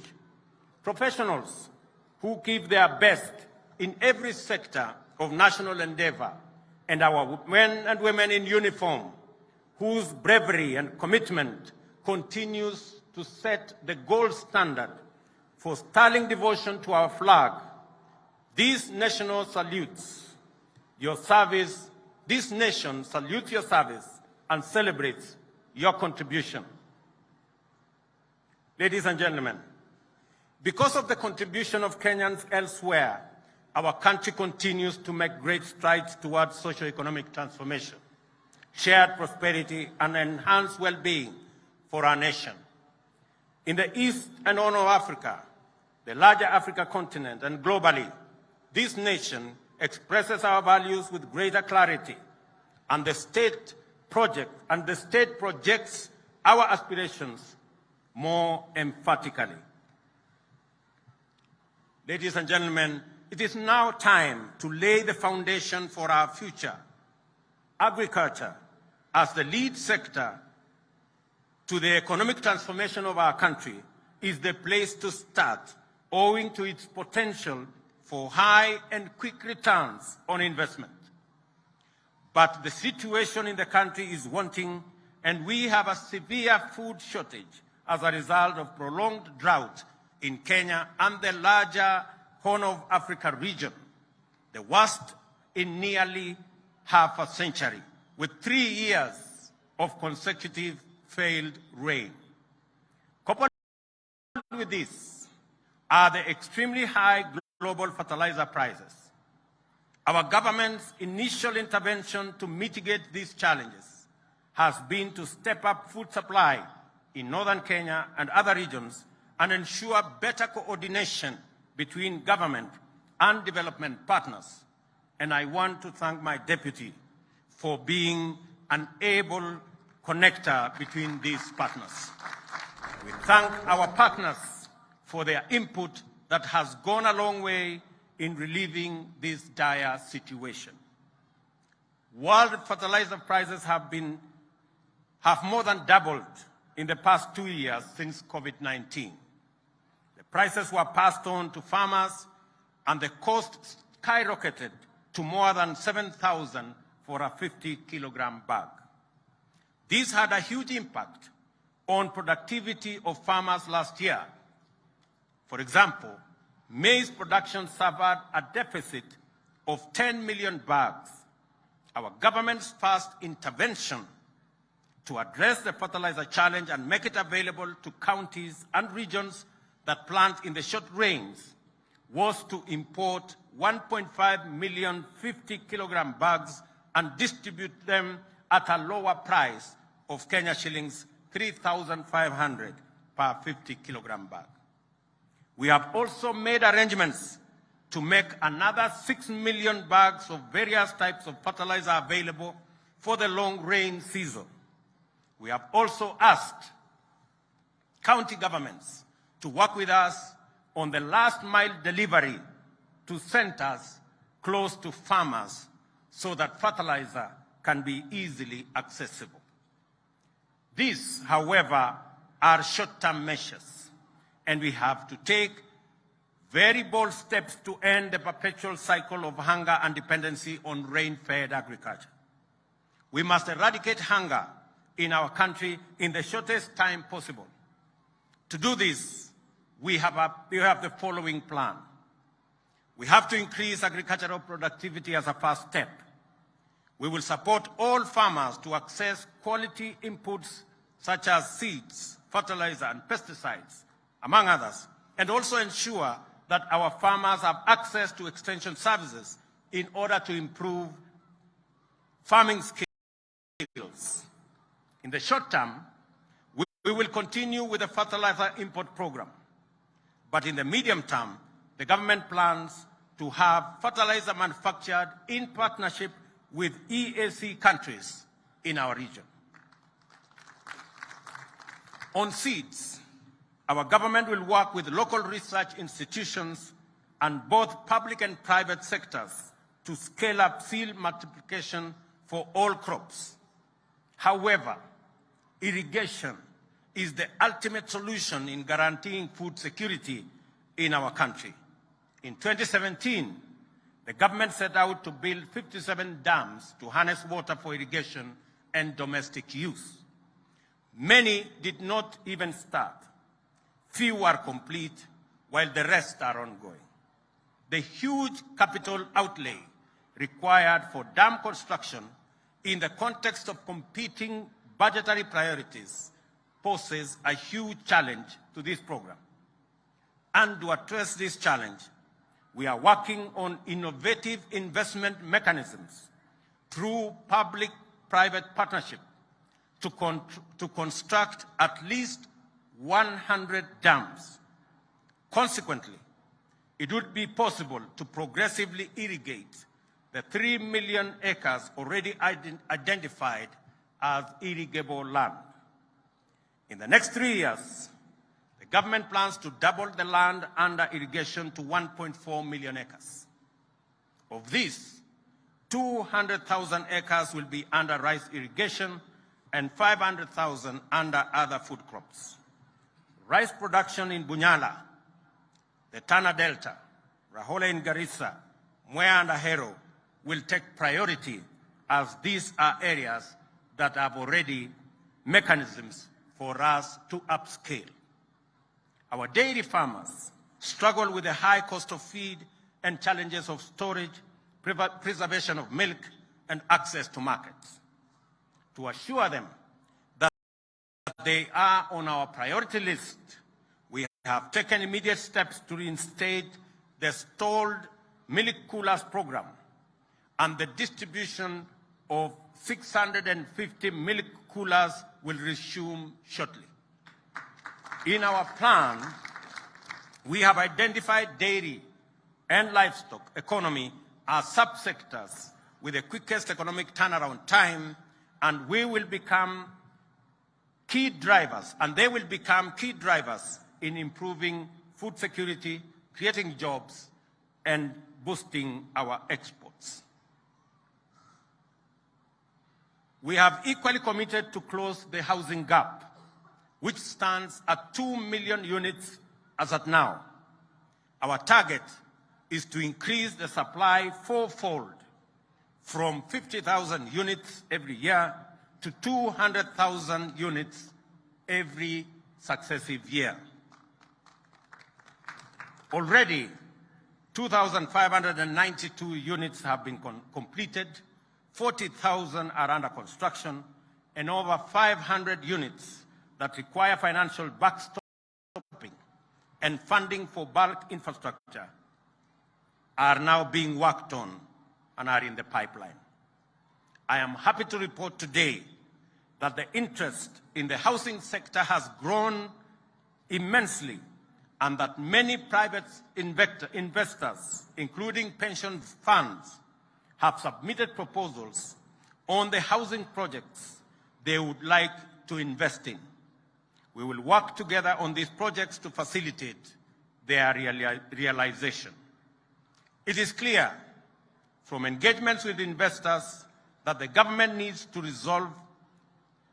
evolve from being a mere enabler to becoming a sponsor of major projects. Not only will we provide land and bulk infrastructure for our housing program, but I will personally take charge of the process to unlock the challenges that inhibit investment. For instance, VAT exemption on inputs has been enacted to lower the cost of construction, but its implementation has been curtailed by delays in approving applications for VAT refunds. As a result, developers pay VAT, but the cost saving is not enjoyed by the end buyers. Government will resolve such issues with the urgency required. Ladies and gentlemen, let me emphasize that the housing agenda is not just about four walls and a roof. The demand for affordable housing is an opportunity to create jobs and stimulate the economy. Our manufacturing sector, which already supplies many products in the construction industry, will have expanded business opportunities, and other relevant sectors will also benefit from this endeavor. Other housing inputs, such as doors, windows, gates, and hinges, will be made by our Jua Kali industry. We are designing the program in a way that will upgrade and support Jua Kali by linking it to our technical and vocational institutions. In the end, we expect enterprises that produce housing products to emerge and expand, creating jobs and wealth for hustlers, making our housing plan truly transformational from bottom up. We want, ladies and gentlemen, to create the experience of hardworking Kenyans like John Ochieng, who is present here as one of my guests today. I met him 2 days ago when I handed over keys to new homeowners in Ongata Rongai, Kajiado County, under the Affordable Housing Scheme. Ochieng began working as a carpenter in that housing project when it began 2 years ago. Then, home ownership to him was a mere dream. 2 years later, he owns an apartment in the same estate he helped to build as a carpenter. Given that there are developments today that cater for housing needs for ordinary Kenyans like John, I am convinced that it is possible to provide quality, affordable housing for rent and sale, and Ochieng's story will be replicated multiple times over throughout the country. We therefore proceed with confidence that we will provide quality, climate-smart housing that Kenyans can buy with mortgages for as low as 5,000 shillings a month, to be made available through various home financing arrangements. Next week on Tuesday, I will break ground in this same constituency at the Gibera Soweto B in Nairobi for a housing project which will deliver thousands of social housing units. Going forward, we intend to collaborate with county governments to achieve a target of at least 5,000 units in every county. Counties with larger metropolitan areas have a greater opportunity and can target as many as 50,000 units, since as demand is higher due to population density in those counties. We have asked counties to identify land. We will provide infrastructure. We will put the roads. We will put the sewage system. We will connect water and electricity. And we will get developers who will develop the houses, and eventually we will get the resources for mortgage for homeowners to own units across our nation. Fellow Kenyans, access to credit is a stimulant that invigorates the economy. However, high interest rates crowd out the private sector and especially the small and medium enterprises. Our commitment on affordable credit was at the heart of the Kenya Kwanza election campaign. Already, expectations are very high across the country on our promise to provide a fund that will offer affordable credit to those at the bottom of the pyramid. I am aware that the most significant question in the streets today, in border parking lots and fresh produce markets, is when will the Hustler Fund become operational? I want to tell them I have an answer for you today. Even before the fund is set up, we have made several interventions to make credit accessible. Safaricom, and I want to thank them, and their financial partners have brought down the cost of Fuliza by reducing interest rates by 50%. As part of that agreement, 4 million borrowers who had been blacklisted will be freed from the yoke of Credit Reference Bureau in the coming days. We have also secured an agreement with CRBs that they will abandon the punitive penalty of blacklisting borrowers and move to a credit scoring system that makes borrowers eligible for credit even as they work to improve their credit worthiness. As a result, no citizen will be excluded from the credit system. They will therefore be eligible to access credit as they work their way into paying their loans. On the Hustler Fund, there are three crucial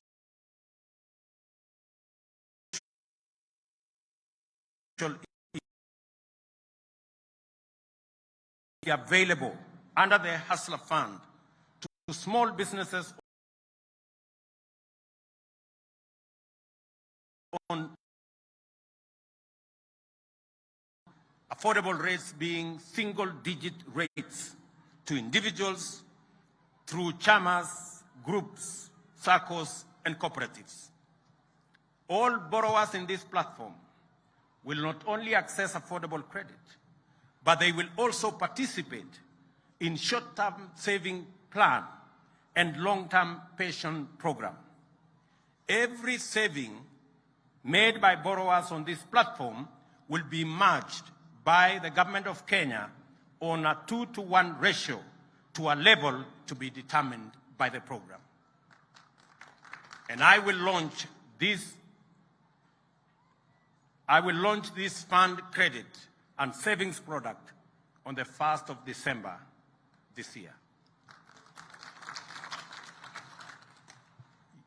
Health is front and center of socio-economic development.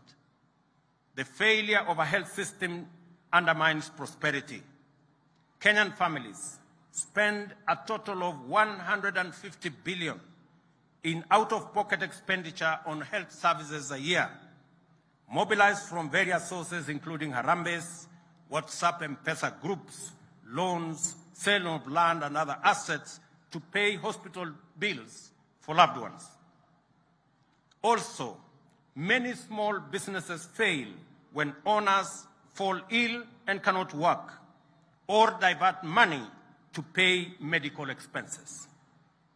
It is no wonder, then, that it is commonly said that most families and individuals in Kenya are one illness away from poverty. 1 million Kenyans sink into poverty every year because of medical expenses. We want to lift, and we must, this punitive burden from the shoulders of Kenyans and their businesses through our universal health care plan. The plan is to revitalize primary health care by laying more emphasis on preventive and promotive strategies. Many critical health illnesses, including cancer, heart complications, kidney failure, and hypertension, can be detected and addressed at this level without the need for hospital visit or admission. Our health reform commitment is therefore threefold. In partnership with county governments, we will mainstream community health workers and make them the foundation of our health system. Reforming the National Health Insurance Fund is a necessary imperative. Progress has been made in enrolling more members, and in the last 10 years, 12 million Kenyans have joined the fund. The challenge, however, is that the NHIF is an occupational scheme that is tailored for salaried people on payroll in public and private sector, and not the social insurance scheme it ought to be. We shall change the contribution structure from an individual contributory scheme to a household contributory model. We intend to address the challenges of inadequate human resources in our public hospitals and the poor industrial relations between health professionals and our county governments. We are particularly committed to the professional development of our health workers, and I take this opportunity to assure our health workers across the board that we have listened to them and we will propose ways in collaboration with county governments of resolving all outstanding issues. Ladies and gentlemen, Kenya is a strong leader in the information and communication, including technology space. We are the proud regional and continental hub of innovation. We have the appropriate policy framework, constitutionally protected freedoms of expression, media, information, and communication to dominate the creative art and entertainment arena. Our young people have consistently shown robust interest in this field and are engaged on various platforms, generating captivating content that is appreciated globally and regionally. There is tremendous potential for our country to become a global leader, employ hundreds of thousands of young people, and generate immense wealth if we facilitate the young people to plug into the global digital economy.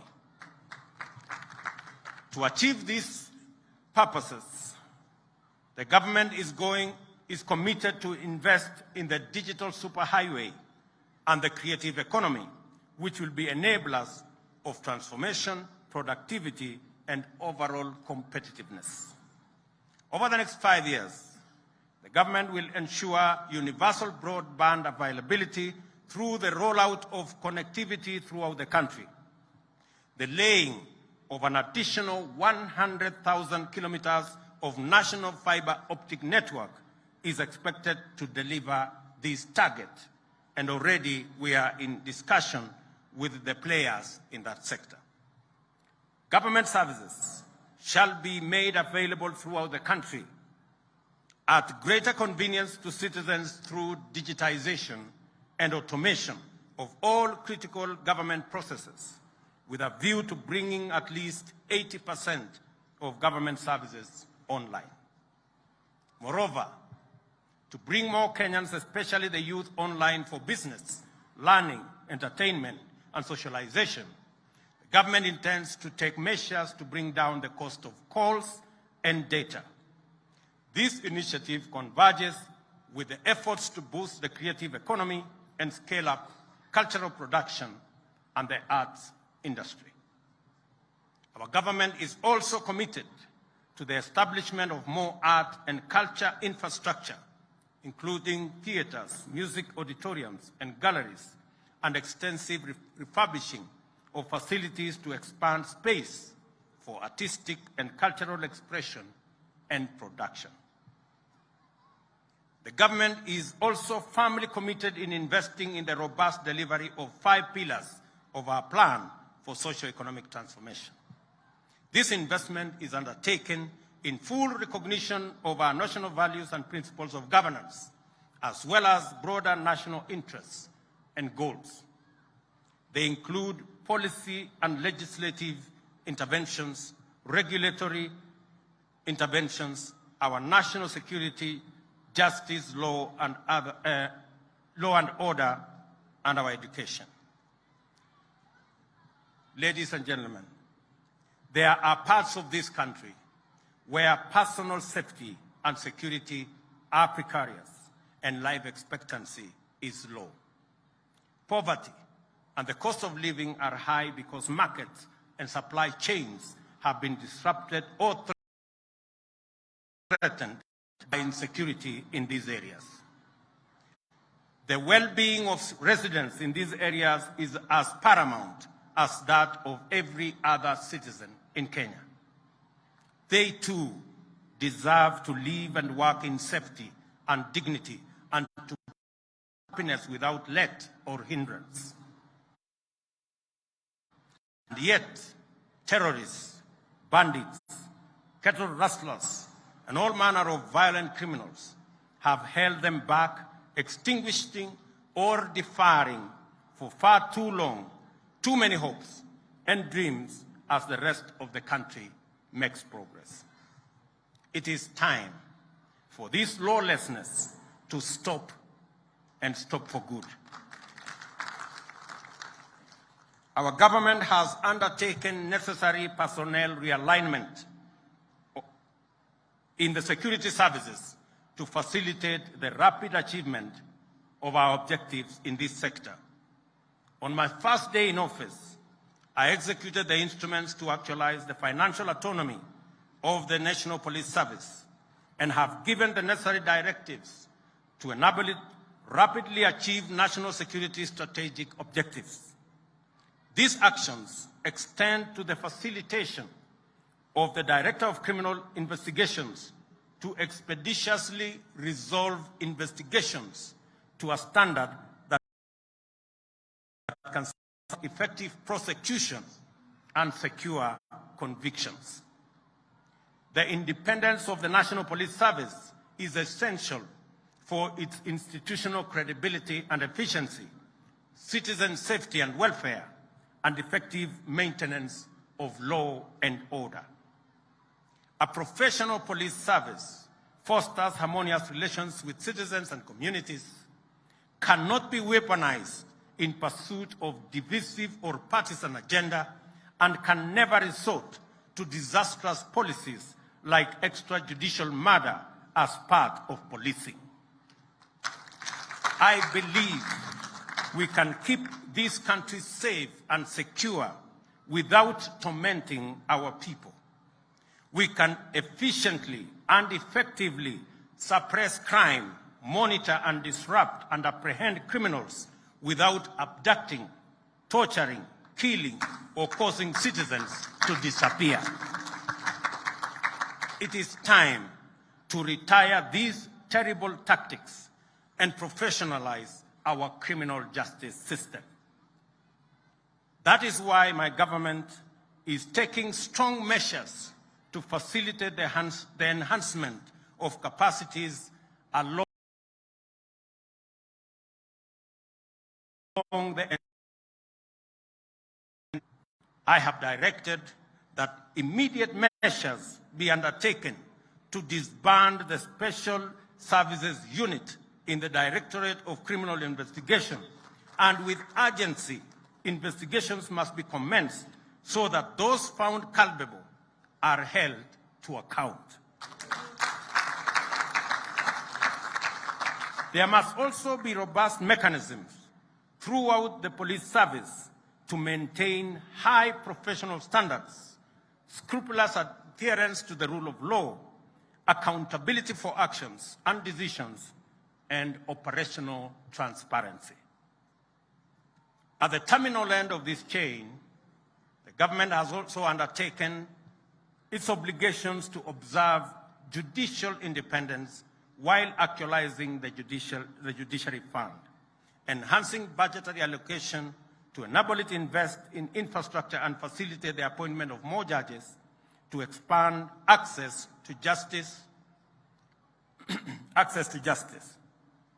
Effective deterrence of crime requires robust prosecution, while economic efficiency, investor confidence, and competitiveness all depend on effective dispute resolution.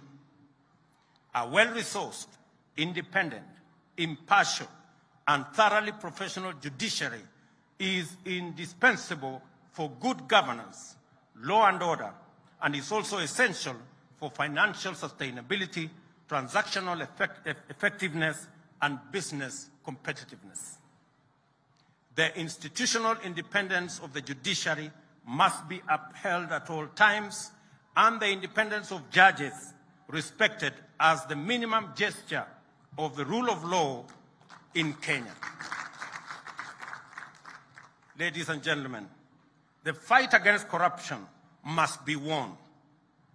Our government intends to wage this fight and demonstrate its commitment to zero tolerance to corruption by making all public servants accountable and submit to the oversight of Parliament and other constitutionally mandated institutions.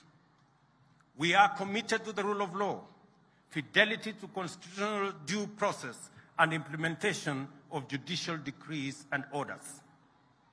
Most critically, under my administration, there shall be no interference with or any attempt to control, direct, or undermine independent institutions, including those in the justice, law, and order sector. The National Police Service, the Office of the Director of Public Prosecutions, the Judiciary, the Ethics and Anti-Corruption Commission shall perform their duties independently and professionally, and likewise subject themselves to oversight by appropriate agencies. This is our vision for ensuring that the war on corruption is not itself corrupted by inappropriately play their part by contributing to national building efforts and partaking of the dividends of shared prosperity. High quality and relevant education is vital in imparting the necessary skills and competencies to our learners from pre-primary to tertiary levels in order to enable citizens engage meaningfully with the world of the present and the world of the future. A week ago, we launched the Presidential Working Party on Education Reforms to review all aspects of education in Kenya. Its findings and recommendations shall inform subsequent necessary interventions to ensure that Kenya delivers the caliber of education, skills, and training needed to successfully pursue sustainable development. As we do that, ladies and gentlemen, we are equally concerned about climate change and its impact on Kenya generally and our arid and semi-arid regions in particular. We will address the effects of this phenomenon as its ravaging effects at home and abroad. Our pastoralist communities have experienced scarcity of pasture due to prolonged drought, the worst in 40 years, and 3 years of absolute rain failure. As a result, we have lost 2.5 million heads of livestock owing to this very severe drought. rising food prices have made an already bad situation worse. Elsewhere, communities in rural and urban areas across the country are equally struggling under the weight of high food prices and shortage of water. Without a doubt, climate change is complicating our roadmap towards socio-economic transformation and achievement of sustainable development goals. As we seek short-term measures to respond to the evolving situation, I have directed that a long-term and sustainable solution to the planetary challenges be put in place. The ultimate solution includes greening our country to more than 30% of tree cover by 2032. The central role forests play in addressing the effects of climate change has become more prominent now than ever, thanks to their unparalleled capacity to absorb, store carbon, and regulate climate. Of the 59.2 million hectares land in Kenya, only 5.2 hectares are under forest cover. The remaining 54 million hectares are largely in arid and semi-arid areas. The 10 counties with the highest forest cover are Nyeri, Lamu, Vihiga, Kirinyaga, Elgeyo Marakwet, Meru, Embu, Murang'a, Kilifi, and Nyandarua. On the reverse, the 10 counties with the lowest tree cover are Marsabit, Mandera, Wajir, Isiolo, Siaya, Migori, Busia, Machakos, Taita Taveta, and Uasin Gishu. I call upon the Council of Governors to facilitate more discussion to achieve parity in tree cover by using peer-to-peer learning and exchange of information. The government will champion the transformation of forestry and rangeland restoration to support the greening of Kenya so as to combat climate change. We are at the final stages of designing a special presidential forestry and rangeland restoration program. This effort is spearheaded by the Ministry of Environment and Forestry, various experts and partners in government, UN organizations, NGOs, and the academia. The objective is to grow 5 billion trees in the next 5 years and an additional 10 billion trees by 2032. This will eventually lead to the rehabilitation and restoration of 10 million hectares in our 290 constituencies, as well as some specially selected ecosystems and water towers threatened by degradation and destruction. To achieve this ambitious plan, the government will continue to support efforts by the Kenya Forestry Research Institute, KEFRI, in high-quality seed production in their 18 seed centers across the country. Agroforestry and farming of avocados, mangoes, and therefore urge all Kenyans to support this government's call to grow at least 15 billion trees in 10 years. To achieve this target, simple calculation shows that every Kenyan needs to grow at least 300 trees. The 50 million of us, we will be able to grow 15 billion trees. And I will tell the ministry concerned, the Ministry of Environment, to issue a small certificate for every Kenyan who completes his round of 300 trees. Restoration in the presidential program will be undertaken by youth and women groups, civil society, communities, and religious organizations, leveraging on private sector and government financing. To ensure sustainable funding, Kenya is developing policies and strategies to tap into the global carbon market opportunities accessed through carbon trading. Additionally, the government will secure and protect public forests, rehabilitate and restore all degraded water towers and other forest ecosystems across the country. We will work towards fencing all fragile water towers and other ecosystems to protect them from encroachment. To resolve the capacity constraints at the Kenya Forest Service, I have directed the immediate recruitment of an additional 2,700 forest rangers and 600 forest officers to augment our interventions in this sector. Shortly, I will also be inaugurating the Climate Change Council that will steer Kenya's climate action through stakeholder engagement coordinated in the presidency as required by the Climate Change Act of 2016. Under the program, we will start mobilizing finance from public and private, including multilateral sources, to fund the proposed activities. This is anchored on the United Nations goals and backed by the Tree Growing and Sustainable Forest Finance Management Program, supported by UN and other international institutions.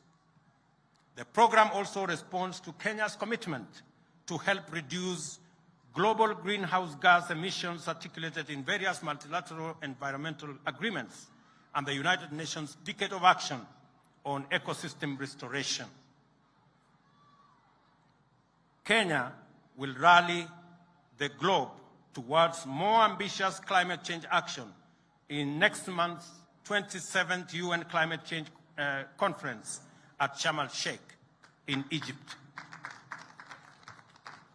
In an increasingly interconnected world, ladies and gentlemen, our well-being depends on engagements with our neighbors, continental fraternity, and international partnerships.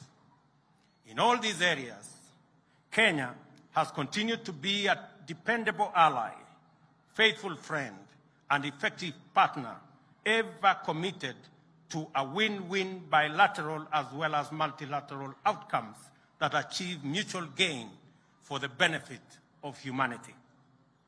In the East African community, the rigid territorial borders are firmly on their way out as we move towards full integration. Non-tariff barriers have come down and trade volumes are soaring. The community is becoming even more tightly connected with infrastructure systems crisscrossing the member countries. The possibility of an East African federation is no longer a wild imagination or an idle dream. It is no longer a matter of if, it is a matter of when. In recent days, I have been to our sister countries in East Africa to take care of mutually beneficial regional business. In Ethiopia, we launched Safaricom Ethiopia Telecom's money business, which expanded Safaricom and M-Pesa regionally, and their footprint dispersing ICT innovation and deepening the revenue base of our company. Ever. Community has become a close-knit neighborhood, and everyone's well-being has become everybody's business. With this unity and integration, we will achieve much in our lifetime, and with these bonds of solidarity and fraternity, we shall establish an oasis of hope and infinite possibility that will be irresistible to the rest of the world. In the Horn of Africa, peace and security efforts continue to dominate our engagement. They are important components of a broader strategy to recover stability in what has become a truly rough neighborhood. Countering violent extremism, controlling the illegal movement of small arms, peace building, and peacekeeping initiatives will continue to dominate our future agenda. The conflict in Tigray region of Ethiopia, which according to reports from the Office of the United Nations Secretary General is escalating, is a great source of concern to our region. Kenya will continue to play its role by making such contributions as is required by the Africa Union-sponsored mediation efforts.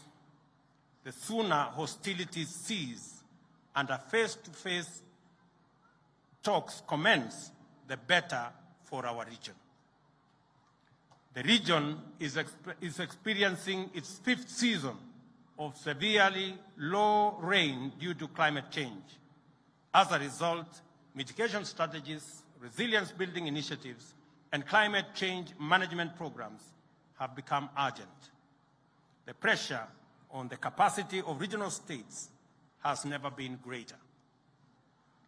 On the continental stage, we have sustained our Pan-African credentials since the dawn of Africa unity. That is why various frameworks of the African Union find expression in our domestic agenda. The AU's Agenda 2063, for example, is part of our economic development plan. Kenya is committed to the pursuit of trade-driven Pan-Africanism as the best means of rapidly delivering shared prosperity throughout our continent. As we open up our borders and expand the scope of collaboration beyond traditional economic blocs, the reality of a continental free market has become real. Kenya is a champion of the Africa Continental Free Trade Area. Beyond ratifying the instruments establishing it and domesticating its framework, Kenya has been a consistent participant in efforts to make this continental agreement a reality. We see this as a pathway that guarantees inclusive African economic growth and sustainable self-reliance. In turn, this will hasten our continent's post-pandemic recovery, enhance climate change resilience, and underpin stability in the face of multiple regional and global crises, including energy volatility. Our implementation strategy envisions Pan-African free trade as a vehicle for empowering small and medium enterprises. To signal this commitment, I recently flagged off a symbolic consignment of Ketepa tea to Ghana under the Guided Trading Initiative. Trade between Ghana and Kenya is off to an admirable start, and several farms and traders in the two countries have undertaken brisk business involving exports of incinerators, sisal fiber, leather bags, fuel filters, beadworks, and baskets from our Juakali artisans. This points to the huge potential of trade across our continent. And the Africa Continental Free Trade Area is the framework and the mechanism for us to actualize this market. Beyond our continent, Kenya continues to pursue a robust policy of economic diplomacy. We are continuously aligning our strategic interests with the welfare of our people. Therefore, we are focused on finding opportunities for our people and deeper trade relations around the globe. We are receiving encouraging returns on our efforts. This week, our international port of Lamu scored a shining first with the export of livestock from northern Kenya to the Sultanate of Oman. This signals the opening up of tremendous opportunities for the pastoralists in our rangeland communities who deserve relief from the devastating losses of the ravaging drought. We also remain devoted to our strategic engagements with key development partners like the United States, which is now Kenya's premier trading partner, as well as the United Kingdom, which for a long time has held that position, the European Union, Middle Eastern nations, the Far East, including China and Japan, and indeed many other players in the world.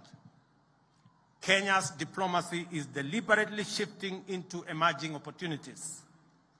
We are prepared to exploit the potential of the blue economy and the fast-evolving digital universe to position our young generation as competitive global players. Kenya's commitment to multilateralism is a fundamental plank of our diplomatic strategy and foreign policy. This has defined our international outlook since the advent of self-government and full sovereignty. We have hosted several multilateral institutions and aspire to receive more. Kenya has participated in many multilateral undertakings, including humanitarian missions, international peacekeeping, and pandemic responses. We join other nations of the Global South to advocate the democratization of global governance and to invest the multilateral system with higher moral imagination. We believe that global governance must reflect the values it claims to advance and protect. To effectively drive our diplomacy and international engagement, Kenya has unified and clarified its policy in our Vision 2030 and our government's 5-pillar plan to socio-economic transformation, the 5th East African Community Development Strategy, AU Agenda 2063, and the UN Sustainable Development Goals. The purpose of this alignment is to ensure that we forge a path for the achievement of our objectives of enhancing the well-being of ourselves and humanity. We have warned the international community about the global fertilizer shortage and the risk it poses to global food security. Whether we are speaking at the United Nations Environmental Programme in Nairobi or the UN Oceans Conference in Lisbon, our commitment to enhancing climate change responses is strong and vocal. Kenya advocates post-pandemic solidarity on a global scale to avert economic crisis in the wake of COVID-19 by mobilizing international partnerships and cooperation for recovery and resilience. This extends to the need to ease the debt burden of economically vulnerable developing countries and to afford them liquidity and fiscal space to manage shocks, enhance social investments, invest in climate change adaptation and mitigation, and address security needs and finance development. As an anchor state in the East Africa and the Horn, Kenya has sustained its robust efforts to achieve lasting peace and security. We have also used the opportunity to serve at the UN Security Council to give priority to regional peace, counter terrorism and violent extremism, support peace operations, and to further the climate change and security agenda. We consider these contributions to be critical in building a safe and peaceful world that is safe and conducive for human flourishing. Government efforts to affirm and project Kenya's stature globally has always been complemented by the contribution of Kenyan citizens who live and work in various parts of the world. This demonstrates the complementarity of state and citizen action and the inevitable alignment between patriotism and national well-being. We are all united in the quest for a Kenya we can all be proud to call home. Our diaspora continues to serve as Kenya's excellent ambassadors, along with our sports people and the Kenyans who continue to excel abroad in diverse fields. You make us proud, and in so doing, demonstrate the true spirit of Mashujaa. Kenya is a good neighbor, true friend, loyal ally, dependable partner, and hardworking member of the international community. We live up to its strong value system, fluently articulating the ideas of compassion, solidarity, justice, freedom, and sovereignty. As a nation, we project and amplify values and principles familiar to each one of us and which form the heart of our constitutional system. greater fidelity to the Constitution, and better compliance with its mandates and principles will only make us better citizens and worthy compatriots. It will make Kenya a stronger nation too. We therefore have a duty to respect, uphold, and defend the Constitution. The nation-building enterprise enlists citizens to recognize their stake in making and keeping Kenya great. Patriotism is a bottom-up affair. We are called upon to stand firmly on our values and strengths, and also strengthen our resolve to wage war on poverty and inequality by pursuing inclusive growth. Our aim is to remove all obstacles and bring down every barrier to progress. By celebrating our values, we honor our heroes, and every act of nation building is an expression of these values and a most appropriate remembrance of those who began our journey towards sovereignty, freedom, and happiness. This is a time for action. The opportunity to contribute to this historic project are limitless. It is time for us as citizens to play our part in making Kenya, the Kenya we imagine, come true, and to turn the nation we dream of into a living and a lived experience.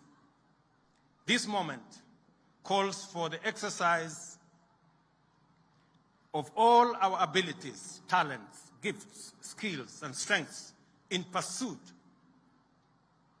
of national as well as personal self-actualization. It demands that we demonstrate the patriotism of a new age and express the timeless values which unite us with our heroes and heroines. We are endowed with far greater capacity today than ever in our history to pursue and accomplish major feats. Our predecessors, with far modest means, nevertheless scored monumental triumphs. There is absolutely no ceiling to our dreams, no limit to our determination, and no barrier to our collective power. Nothing stops us from becoming what we wish to be, and nothing can stand in the way of our resolve to drive Kenya to its destiny of glory and abundance. I stand here, therefore, on this sacred ground, where we first raised our proud flag at the dawn of freedom, where we made a covenant to honor their glorious triumph and fine example by embracing their values and serving our nation, to rally every Kenyan to rise up. This is our moment to get up, work hard, take our chance, chase our dreams, knock on doors, and explore possibilities, because the horizon of our destiny is draped in the splendor of our vision, and before us lies potential of a magnitude never before imagined. It is all ours for the taking, and I know we are ready, for it is our time. Ladies and gentlemen, happy Mashujaa. May our heroes continue to inspire us, and may our national values ever remain the true north of our moral compass. God bless you, and God bless our great country, Kenya. Asanteni sana.